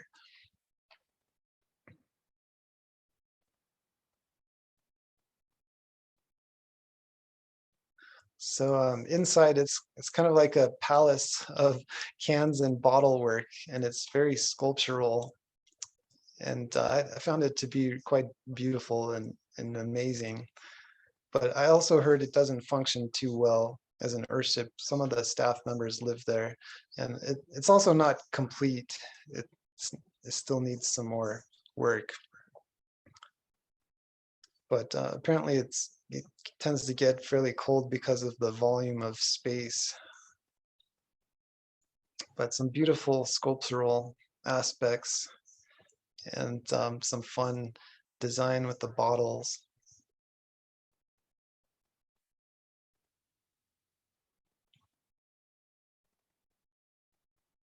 I wanted to talk about how the circular community vision is connected with the Earthship vision. So everything I've presented it's all the results of Michael Reynolds' vision. And it's really amazing to see 50 plus years of evolution, and his ideas they're pretty out there, especially when he started. But now it's like what he has done is to create something that I see as being very practical, very sensible, and also very intelligent as far as ways of designing structures that are in harmony with the earth, and they function well with having a pretty minimal impact on the environment. And so the circular community vision, a lot of the same principles are built into what I showed in the Earthship presentation, but I'll just go over them a little more explicitly here to conclude. And so when Lisamarie finished kind of digesting, or I don't know, she's still kind of digesting, integrating her experiences from traveling and working with these communities, she looked up circular shaped structures online. And this one here, this is called a Chinese Hakka house. This matches pretty closely what she was visualizing as far as a circular community goes. And I find it's kind of ironic they're shaped like tires. So they're a multi-story structure, and they have a temple or a sacred space in the center. So this is kind of the model that I'm going to start working with in designing it in collaboration with Lisamarie and others who have input. Now this particular shape, Hakka House, it won't function as it is right now as an Earthship unless all of the units face south and can have a south-facing greenhouse. It also can't be so tall that the sun is blocked, which would definitely have a negative impact on the thermal gain. So it will take some adaptation. And since I completed the Earthship Academy and field study, I'm motivated to continue with Earthship Academy, and I will be doing an independent study, and in doing that I'll be designing the physical space, like I said, in collaboration of the circular community. So sustainable and regenerative agriculture and biodiversity. This is pretty much built right into Earthships. This is some figs from the fig tree in the unit that I stayed in. And in conjunction with sustainable agriculture, this can be a source of food security. Now in the desert in New Mexico, the land is not very arable. Sagebrush grows really great there, but it's not great for planting. So a community would need to utilize both these greenhouse type of planting operations in conjunction with more agricultural, larger scale agricultural type of practice. As far as the principle of transforming trauma and creating regenerative healing / holing, both individually and collectively, for people to have mature and wholesome relationships with themselves, each other, and nature, I wanted to include this quote from a poem by Thich Nhat Hanh, which is, "You cultivate the flower in yourself so that I will be beautiful. I transform the garbage in myself so that you will not have to suffer." And to me, this means cultivating the beauty in ourselves. In doing that, we're able to see beauty in the world more effectively, and we're also able to create beauty in the world. And as far as transforming garbage, this is looking towards conditioning, habits, actions that create harm to myself and others, and working to not only be aware of them, but to transform them so as to not cause others to suffer. So in Earthship Biotecture, we literally transform trash into beauty. And so that's a very literal interpretation of that quote. But also being in community, this is a staff Q&A that we finished with on the final day. One of the members, I remember, he was talking about the reasons why he came to Earthship Biotecture. And he was, one of those reasons is he was feeling pretty hopeless in the world. And when he came and ended up living and working there, he really started to feel some hope and some, what's the word, some zest in life again. And working in this community of people that I'd never met before this trip, we all functioned so beautifully together. Many of the tasks we did were pretty much impossible to do alone. So we needed to work with each other, and we really came together. I could work with pretty much anyone there interchangeably, and we formed effective teams. We also shared our unique gifts. This is what I called the simple survivalists. If we were a band, that would be our name. I hosted a couple jams in my living space.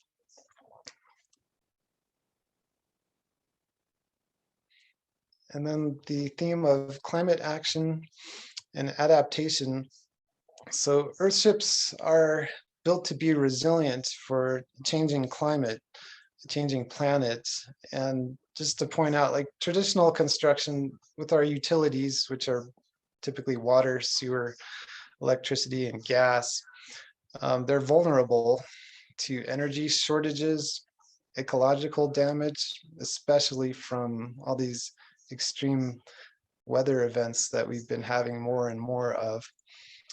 They're vulnerable to economic crisis, computer glitches, political turmoil. And with Earthships, the house is the utilities.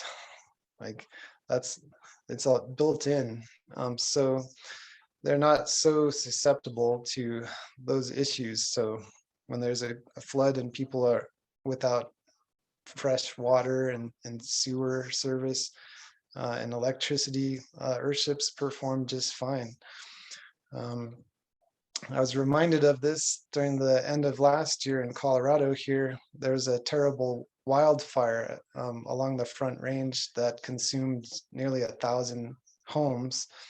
And up in the mountains, the same wind that fueled that fire and spread it down there, it knocked out our power. So Lisamarie and I were without power for almost 24 hours. And we didn't have heat, and our water, which is well water, our pump was starting to diminish in capacity, and it got a little bit freaky. It just, yeah, reminded me of this vulnerability. With the principle of the harmonization of humanity with nature, human development, which encourages finding one's unique niche in both human culture and nature while cultivating and sharing one's unique gifts. This is largely based on a model of human development by Bill Plotkin. He's a depth psychologist, and we'll be studying his work in some future um, circular community vision study groups, including next month's. And he developed these two wheels of development. There's the egocentric wheel, which is anthropocentric, and it's based on competition, domination, hierarchy, consumerism, pursuit of money, power, fame, uh, basically what our culture is organized around. And then there's the ecocentric wheel, which contrasts that, and that's more universe or nature centered. It's partnership based, and it's about developing relationships with the earth, um, not as a stage to live upon, but as being part of the earth. And in the wheels, there's various stages. The ecocentric one goes from early childhood to late elderhood, and one of the stages in late adolescence, the wanderer in the cocoon, the task that's necessary to mature into an authentic adult is to leave home, leave the adolescent identity, and explore mysteries. So in the egocentric wheel, this goes from stage 1 to stage 3, and um, stage 3 is adolescence, and every other stage is stage 3. It doesn't go past that, and I feel like our culture is it's basically an adolescent society. If we look at our world leaders, there's a great example right there. Um, so doing this task that the group that I worked with, leaving our comfortable environments and going to experience something totally new and being open to learning new things and experiencing a different way of being. This was one of the tasks that's really important for developing into a mature adult. So there's a few group shots that I have here to share.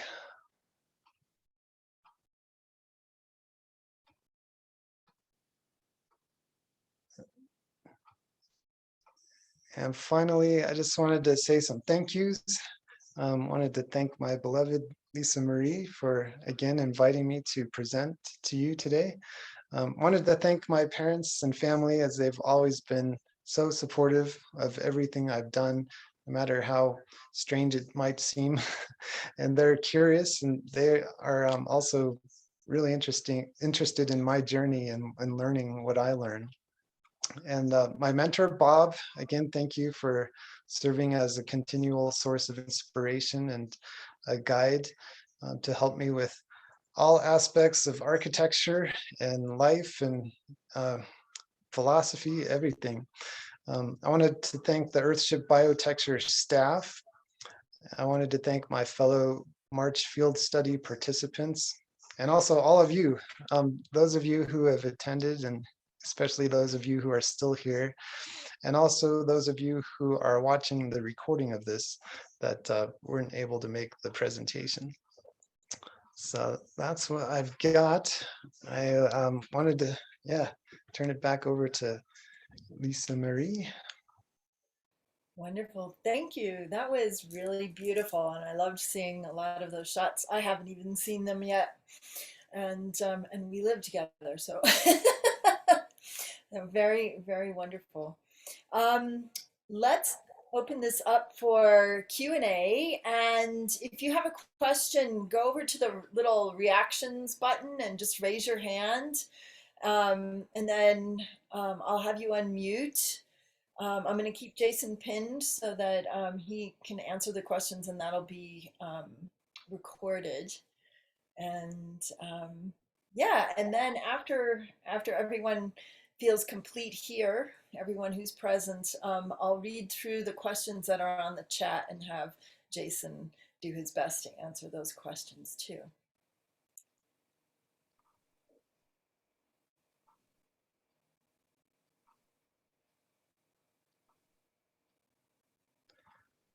Okay, Isa, Gabrielle,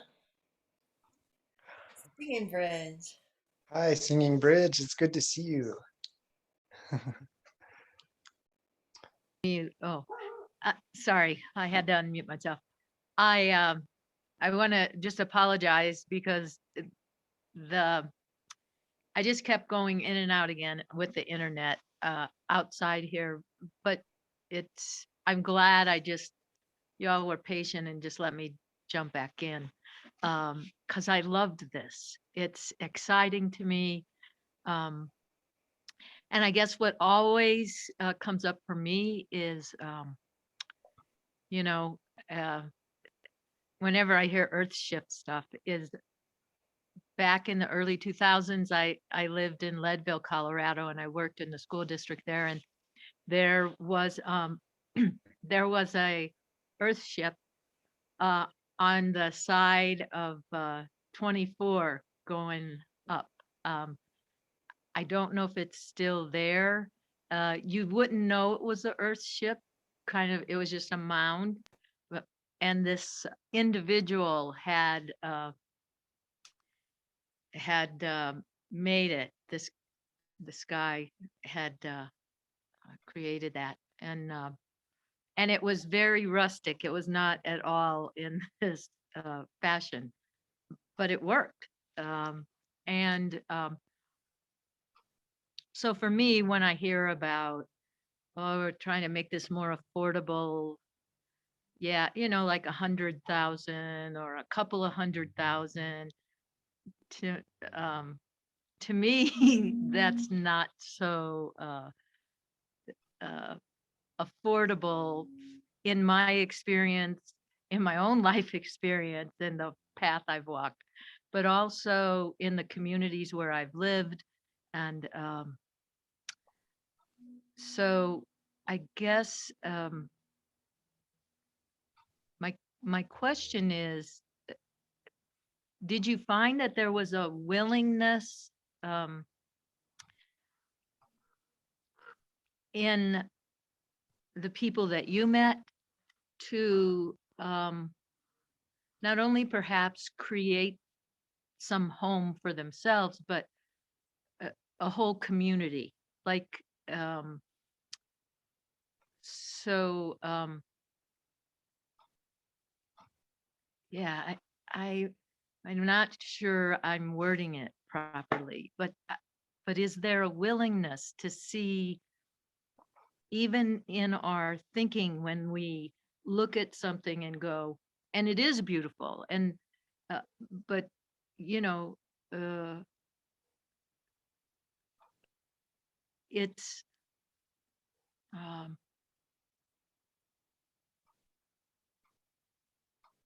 where is,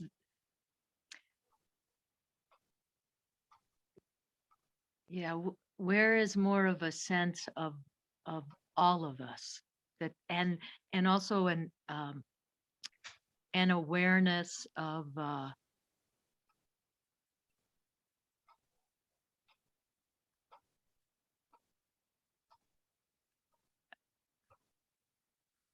the economic structure that that's here. That, so any rate, so I'm very excited, and it also this kind of just, it's a place in my heart um to yeah. So could you talk about that a little bit, or maybe Yeah. others share? Thanks. Oh, thank you. You bring up some really excellent points and several of those. So I'll start with the economics part of it. So Michael Reynolds himself realizes that if what he has designed can't benefit 90% of humanity, there's a problem. Like, I mean, I don't know if that's an actual stat, but that's what he says. Like, he actually is working on a visionary project that anyone could build for very cheaply. And actually, Earthship Biotecture has done some humanitarian projects that have been very inexpensive to build in other countries. But part of the reason they're so expensive to build are because they have to conform to codes and regulations and such. So in the absence of those, it's possible to acquire materials more cheaply, labor is cheaper, the permitting process obviously tends to add time and cost to any project. Not that there's problems with that. There's definitely valid reasons why that exists. But yeah, Earthship Biotecture, they've figured out how to do they can do the real estate thing, like they can make $1 million Earthships, but there actually was one built for the actor Dennis Weaver. And they called it an Earth yacht because it was like 10,000 square feet and luxury home, but he was trying to do it to really show the world that you don't have to live in primitive conditions to live in this manner. But nonetheless, yeah, that's a really valid point, and it's a valid criticism, I would say, too. I think this way of building should be able to serve all of humanity, and that's one direction that I'm interested in exploring more, and Michael Reynolds himself is working on it. As far as the community aspect, that's another criticism I had of visiting their headquarters in Taos. There's all these Earthships that are spread out. They're kind of isolated from each other. They're as dependent on the automobile as any other subdivision that's not in a city center. And I didn't really get a sense of community there from the actual people that live there. What I did get a great sense of community from were, as I mentioned, the people that I worked with and the staff, and they enjoy having new people come in and out all the time, and people staying in the short-term rentals to introduce them to the concept. Now, during my field study, I did meet several people in our group that also have a community vision, not too different from the one that came through Lisamarie. And I'm pretty excited. There's a chance I started talking with one of the fellows who has a vision. He lives in Canada, and he owns land that's right outside of the city of Sudbury, and he's planning to start an Earthship community there. And he's talked to me about doing architectural work on that. So that's a possibility. And there's another member I met that's working on creating one in Colorado that will also function as kind of an educational center. And he'll have people come and do internships and help build, kind of like what we did in our field study. But yeah, actually, most of the people in this group were very community oriented. And that was so wonderful, and it filled me up with joy, actually. And we were all aware of what was happening in Ukraine, which started just before we started, but we were modeling a different way of being, which was really uplifting. And it was, yeah, really inspiring to be in that kind of environment. And we all lived and functioned as a community, as a, I would say, even a circular community. It was kind of a version of that. So I hope that helps address some of what you brought up, which, yeah, I appreciate you bringing that up. Thank you, Gabrielle. Thank you, Jason. Also, I wanted to add there's a new documentary. I just viewed this on Friday called Going Circular. And it's really important to view this documentary and include it in all the information that's coming into our conduits and going circular. And I think you could just streamline it or rent it online. And we're gonna see if we can buy it after Jason watches it and show it at one of the CCV study circles. All right, let's see who's next. Marjorie.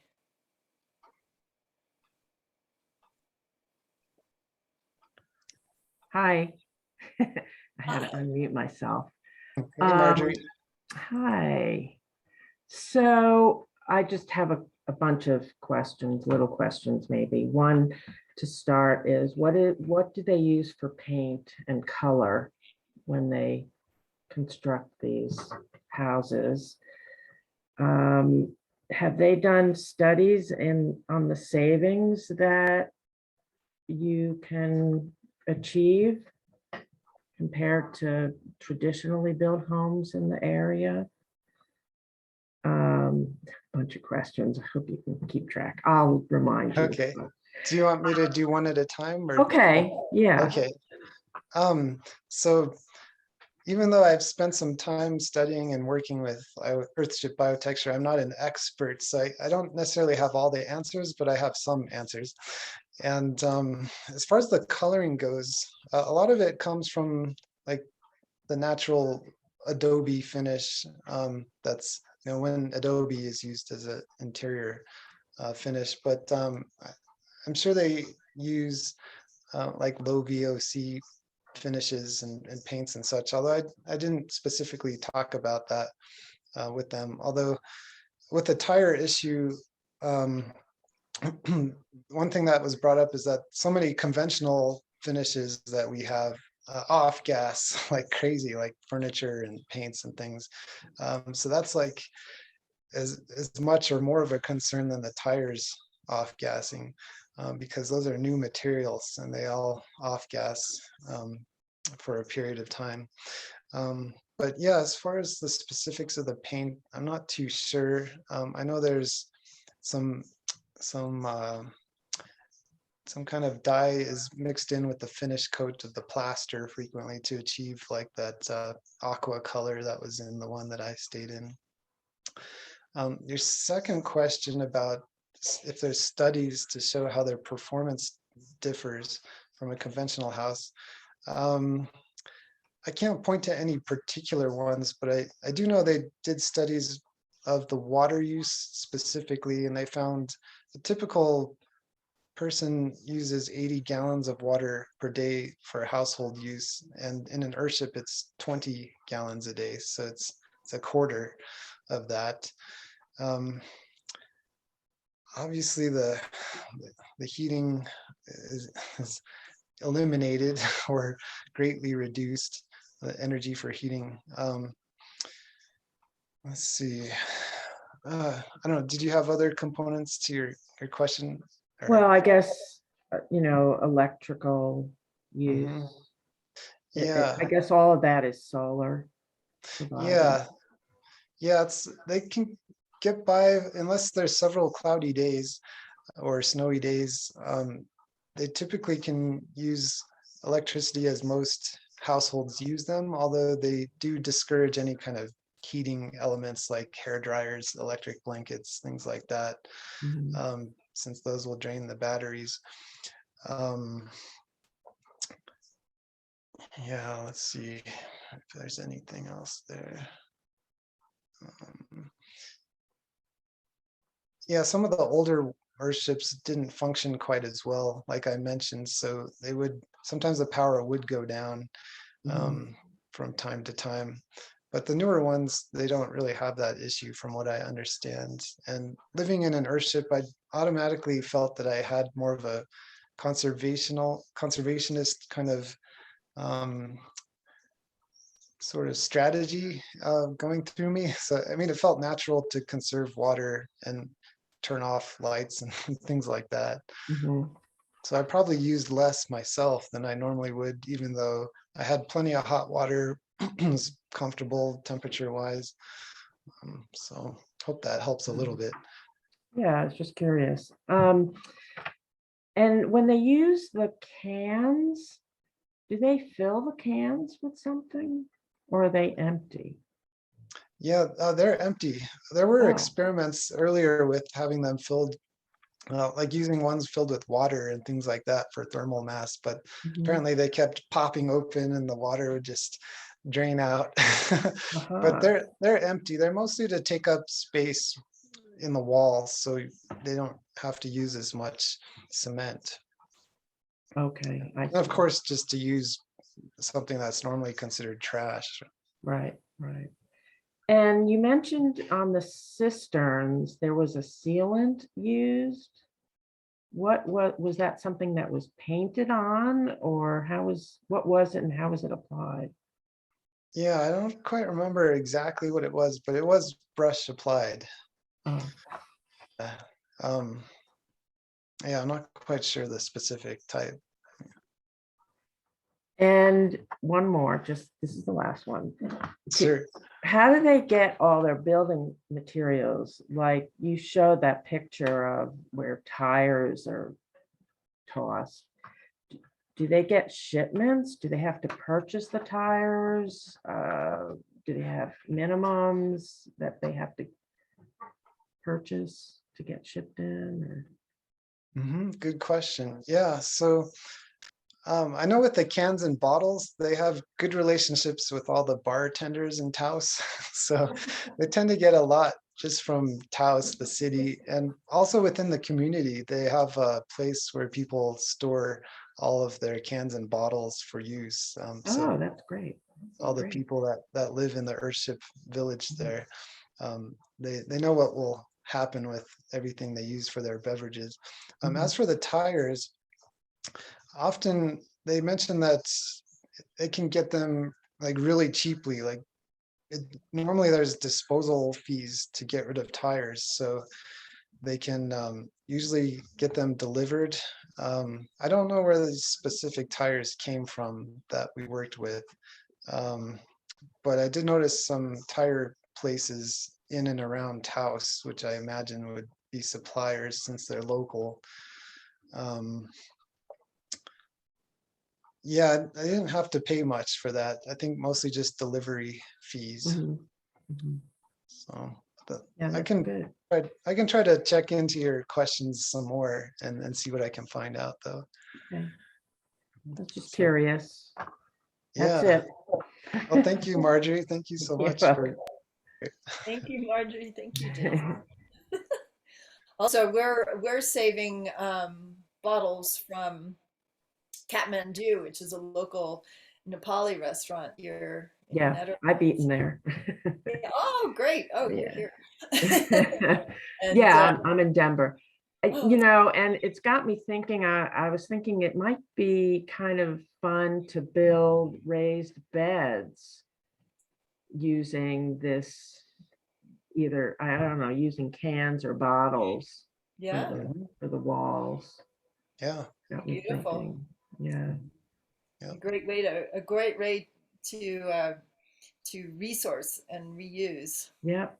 Yeah. Yeah, wonderful. Thank you. Thank Yeah. you. Okay, next is Kira. There she is. Hi. Hi. Kira. I had a couple as well, so I can just go one by one. I've always been curious, and I think when I visited, I asked about interior walls, like the non-load bearing walls. And it sounded like sometimes they will use cob for the interior walls instead of cement, but maybe the cement was because it was that bathroom wall. But I've always been curious about like repairs and upkeep. And so maybe with some of the older buildings, you all got some to talk about what that looks like and how easy it is. Because if it's drywall, you just cut out your drywall if you have to access pipes or whatever. But when you have this whole intricate bottle or can cement, and you have to get into something, how do you do that? And then if there's like that one picture you showed of the wall sort of like dripping away, like, so yeah, upkeep. And then as part of that, for the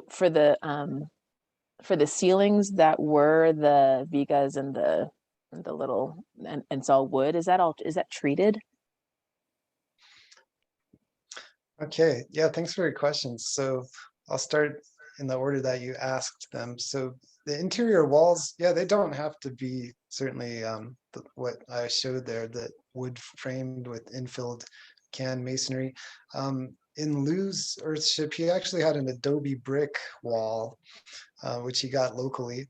And adobe is great thermal mass, obviously natural building material. And yeah, I didn't see any with cob, but that would make sense too. You can certainly use pretty much anything that if it's to be a thermal mass, it obviously that limits what you can use. But I mean, so many materials can be used that are natural for thermal mass, such as stone, clay, stone like gabions, which are basically like a cage, wire cage with rocks in them that they're commonly used on river embankments and such. All kinds of bricks and things. You can even do a water wall. I haven't seen that in an Earthship, but I did see one in a house in Boulder, which had this acrylic tube that was filled with water right in front of their south-facing window. That was kind of interesting. But nonetheless, yeah, as far as accessing the plumbing and electrical, we did ask about that because we were also wondering, like, what do you do if there's something happens? Like, how are you going to break out that section of wall and get to it? And we were told that with the plumbing materials, they pretty much will never require that. Like, they're pretty resilient, and they've been used for so many years in different applications that they shouldn't have issues with that, especially being encapsulated. So leaks shouldn't develop. A lot of leaks tend to happen around connections. And so a lot of the plumbing connections happen in places outside the wall, like just outside the wall. Not all of them, but certainly the ones where the fixtures tie in, connect there. So we were kind of told that wouldn't be an issue. I don't have like stats to show if that's actually the case, but good question. And then about the ceilings, the logs, I don't believe those were treated. It looked pretty much like they were just debarked. They didn't seem to have any kind of treatment applied to them. I didn't ask about that, but usually treatment it's pretty obvious if the wood has been injected with chemicals to help it not decay. But those are totally enclosed by the construction, not only by the roof, but there's a membrane underneath the roof to also help if any water should get into the roof structure. So those are all protected, and I don't think they would require any kind of treatment. And those branches that they were carving to create the ceiling, I actually saw them doing that on the site. They were like pretty typical sticks that one could gather. And so those weren't treated, and they were just debarked and sawed in half. So did I answer all your questions? Of the first round. No. Okay. No, I have I had one, kind of two. Well, so in Colorado, the whole idea of only being allowed like 2 rain barrels per residential structure for collecting water off your roof. How I've never really inquired, but you were there, so you probably did. There are earthships in Colorado. So is it just you have to pay fees to be able to have cisterns? Like, what are the laws and codes around water collection and groundwater rights? Yeah, great question again. Now the laws and codes, they vary throughout the state depending on where you're located. So one thing, they use this term pockets of freedom when they talk about permitting in earthships. So places where there aren't codes, like Crestone is a good example, then they don't have any problems at all. Now there are regulations, just like you mentioned, about how much water you can collect, and some municipalities don't let you harvest water for drinking. So there you're pretty much screwed unless you do something like install a conventional system and have a rainwater collection system that you just are kind of quiet about. Some people have done that.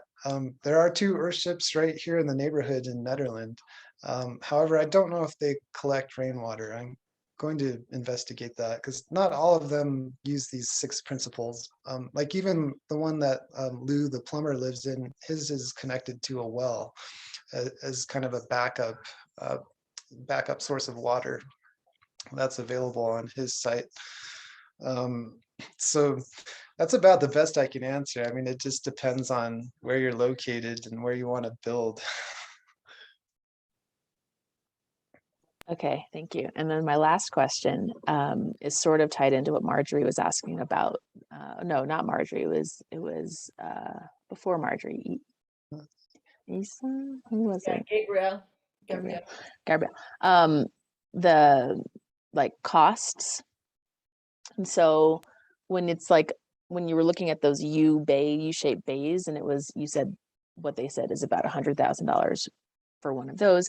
Is that like everything? Is that like like for all labor, for all the codes and building permitting and everything that goes into it? And so then I would imagine that would go down for somebody that's having a crew like yours come in, and you all are paying to be there. So it's like you're like free labor, but like more than free. You're like paying labor. So how does that tie into the homeowner's cost if they're able to host workshops and have volunteers or people that come and work on it? Yeah, good question. Yeah, actually, someone that knows you was part of the field study, Chris White, in Salida. He has the yurts at. Yes. Oh my Yeah, gosh. We keep meaning to meet and it never happens. That's awesome. Yeah, he's gonna be building, he's supposed to be building one out by his yurts. yeah, yeah. Oh Next my month. gosh.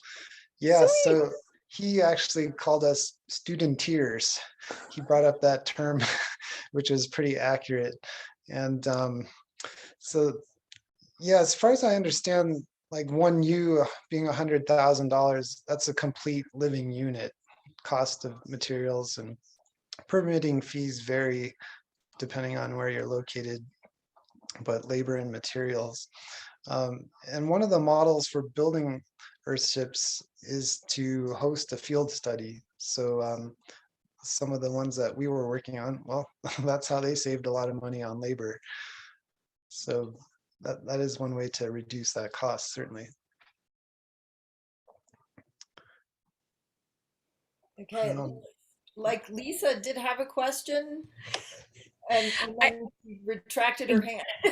I did. I just put it in the chat. I completely lost track of time and I have to jump in 2 minutes. So I guess I'll listen to the recording to hear your answer, Jason. But I loved this presentation. It was fascinating. And I guess very quickly, my question is, I was fascinated to hear about decades of evolution, how there were these initial experiments and improvements on them, and I was just wondering your thoughts on what you think the next generation of Earthships will be in terms of improvements that can be made. You mentioned you didn't like there was a lot of concrete in the design. For one example, I don't know if there's a way to improve upon that. I don't know if there's a material to use in lieu of concrete. But I guess in a minute, I do have to drop, but I'll be very curious to hear your thoughts on that question, which is kind of broad, Jason. Well, thank you, Lisa. Yeah, it's great to see you as always, and appreciate your insight. I read some of the little chats and such. So your question, well, Earthships officially are designed by Michael Reynolds. He is the chief architect. So as far as how they will evolve, it's more of what he is working with, which is obviously making them available to everybody, and making them more affordable. But as far as like how I can see them evolving, being more community oriented is one of the big ones, which is what's tied in with this community, circular community vision. Having like a cooperative type of setup instead of more individualistic, but still having private space for people. And yeah, using less concrete. There are different construction methods that do not rely on concrete so much. The way that they were building there did rely on it, but there are alternatives, which I won't go into any kind of details, but there are methods to certainly take more concrete and cement out of the construction, or take all of it out even. So hope that was a good quick answer, but thanks for sticking it out. Thanks. I'll see you guys later. Thank you so much for the presentation. It was fascinating. Right. Thank you, Lisa. Thank you, Lisa. Thank you, Jason.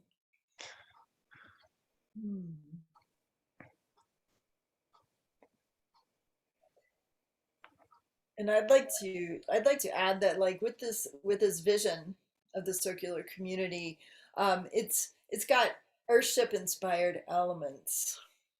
So, creating food, biodiversity, creating a psycho-spiritually whole community that's maturing and evolving is important. That includes all ages, from children to elders and everything in between.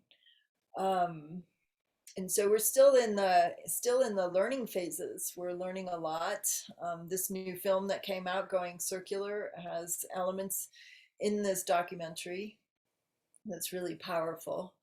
And so this is just one step of learning more about how we are going to learn how to be adaptable with the coming changes.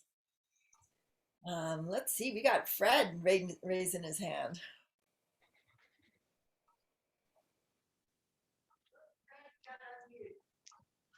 Oops, looks like you're still muted there, Fred. Fred, you got it, yeah. Unless that's your point. Thank you for the world. I mean, thank you for the journey, and keep on the good work. And there's so many questions, but all the answers are there in the journey. So really, thank you, sir, for your time. And I appreciate working with you for so many years. It's been so awesome. Thank you. Thanks, Fred. Namaste. Yeah, namaste. It's been great working with you too. Thank you, Fred. Let me see. Here, I'll read some of the questions in the chat.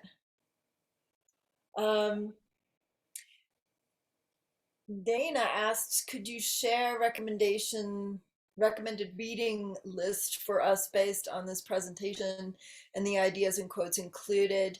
And I can say that Jason can do this when I send out this recording. We're going to send out little things like that, recommendation list. All right. My question is about the tires, because they say that they are inert, but who else is saying that? Like, I need hard science, not one person saying it's inert. Weren't there cases of people being sick from them? Good question, Rebecca. So I've never heard of cases of people being sickened by them. But that question, like, I need hard science, this was raised from a fellow crewmate during my field study too, because he's a builder and he wants to be able to guarantee to his clients that they're not going to have issues. So he was really concerned about this. I'm not aware of any published studies, although one thing I purchased at the Visitors Center is there's an engineer's report about the tire walls, and it's mostly structural evaluations that engineers have conducted tests and written letters saying that they're sound.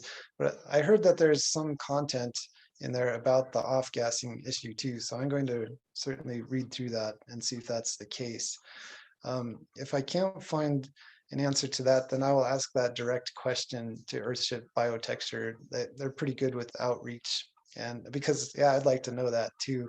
Certainly if I am building with tires, I want to make sure it's healthy for people.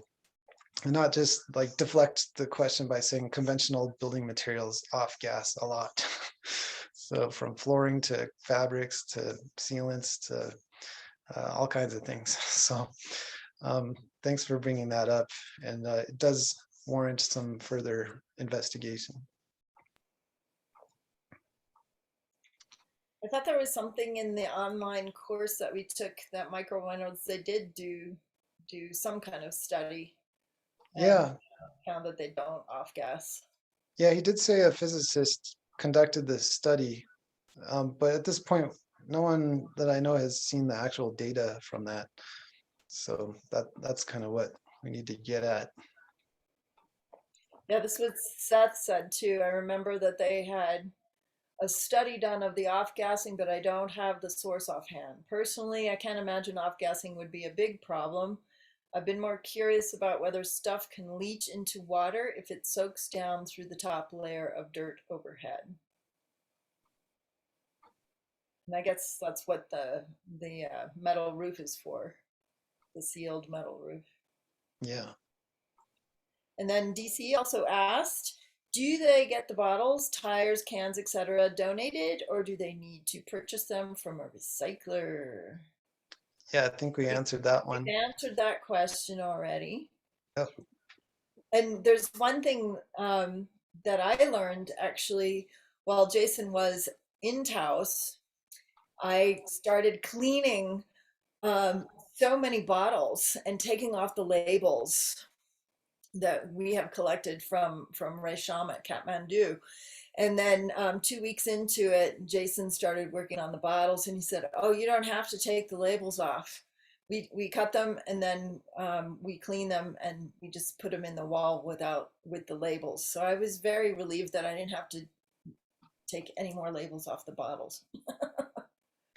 Yeah, I'll mention too that they do use the necks, like the upper part of the bottles too, that we cut off. Sometimes it's mixed into the fill dirt, it's put into the berm, or it's underneath the floors. So they don't waste that part of the bottle too. And then Ken said there's a documentary on Michael Reynolds called Garbage Warrior. And he says, I think it's available on Vimeo for a small fee. Yeah, Michael said in the online course, he loves garbage because he likes to repurpose it.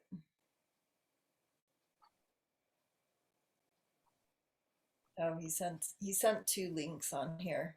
We're gonna try and save this chat so we can send the links.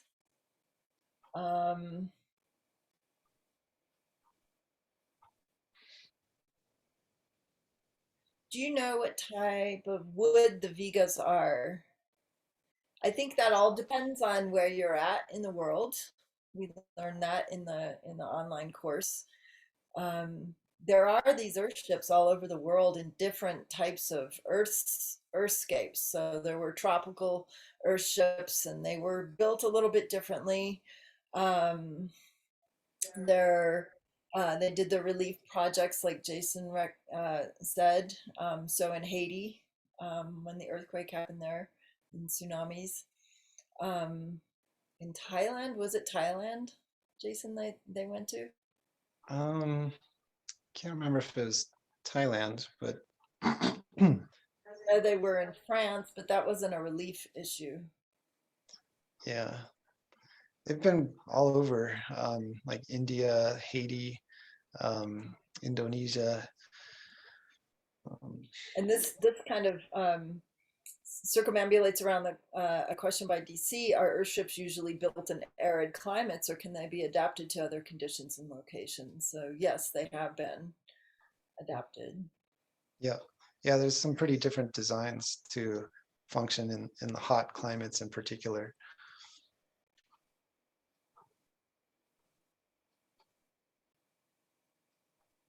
And then Seth said, my understanding is that they're well suited to temperate climates generally. They build very different in the tropics, and my understanding is that they're still experimenting with tropical designs. He says, I think you need to make adjustments as you get close to the poles too. Let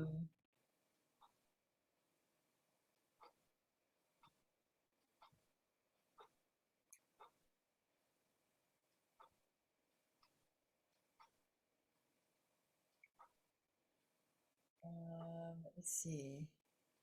Curious. Oh, this is from Lisa. So curious to hear your thoughts on potential further evolution in the earthship design, alternative to concrete use, for example, other ideas. So that was answered. So Rebecca also wanted to know. Oh, her hand is up. We've got hands up. I'm like reading. No, I'm kind of sick. I have the plague, but I just wanted to know about the bugs. I know you guys are very natural and everything, but like I'm not into bugs. I'm sorry. So that's my question. Is it really like buggy in there? That's a good question too. There were bug roommates that I had that mostly just hung out in the greenhouse. Since I had that internal wall that separates the greenhouse area with the outer greenhouse wall, it did a great job of containing critters. I did find signs of a mouse that was in the greenhouse, but it wasn't in the living space.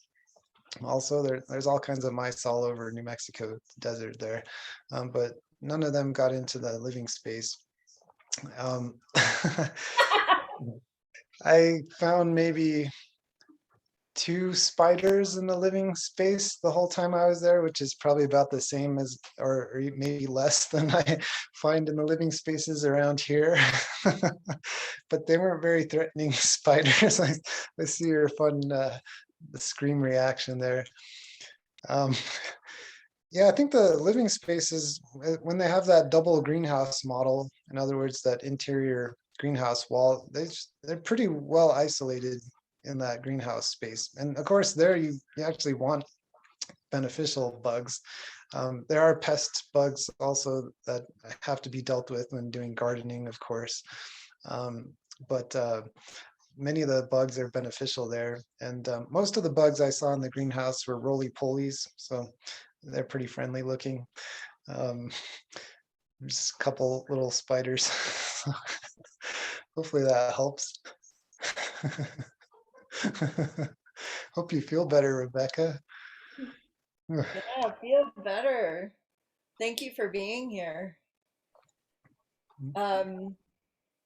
Yeah, we've in this dodecagon, we even have like passive solar, and so I grow a lot of green things, and have been experimenting with a lot of vegetables and fruits and things like that inside the house. Not fruits, herbs. And we went out and got ladybugs, and ladybug houses. And so we're living with ladybugs, and they're eating the aphids and they're eating the whiteflies, and they're great. So even in this dwelling that's not an Earthship, it's a great way to naturally take care of the bugs. And I really don't have to spray or do any of that nasty stuff, and I can just eat the vegetables and the herbs. Okay, here we got another question from Marjorie.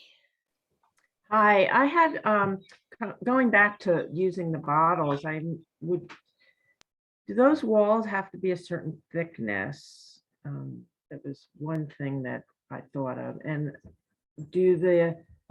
could the bottles be used vertically? Like due to structural issues, is that why Michael decided to use them horizontally? Good questions. I actually have seen bottle walls where the bottles are in different orientations. They're just surrounded by more of the mortar material, which is typically cement. But these bottle bricks were developed largely for aesthetic reasons, from what I can tell. And we use just the bottom 3 inches of each one, so total thickness is 6 inches. So they're usually used in like 2x6 walls, which that's a 5.5-inch stud. You could use them in thinner walls too if you just cut less of the bottle, cut more of the bottle off and just kept the bottom. So you could adjust that for various depths. Well, I was thinking, could you put 2 bottles together? And that's the thickness of the wall is 2 bottles. And then do the staggering, the half brick jump with the bottles, but have a full bottle vertical. That's less labor cutting. Yeah, yeah, it was pretty labor intensive. That's true. Yeah, I bet you could. I mean, Michael Reynolds discovered this through experimentation, so it probably would take some experimentation to get that method worked out, but I bet that would be possible. Yeah. Does he write anything about the development of his building technique? Some of the items he went through or processes? Yeah, well, there are a few books, the Earthship books, volumes 1, 2, and 3 that I purchased actually from the gift shop at the visitor center, where it probably, I haven't read them yet, so it may talk about the evolution. Um, Other than that, the only way I'm aware of learning that is through doing the academy, either online or in person, because that is one of the courses, is the evolution of Earthships. But yeah, I don't know if he's written it in a particular particular location though. But it is pretty fascinating. He talks Yes, pretty candidly. He says like basically the way we learn things is by doing stupid shit right.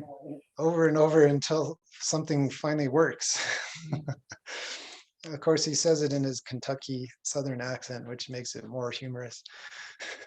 But yeah, it's definitely there's a lot of trial and error to get to where they're at today.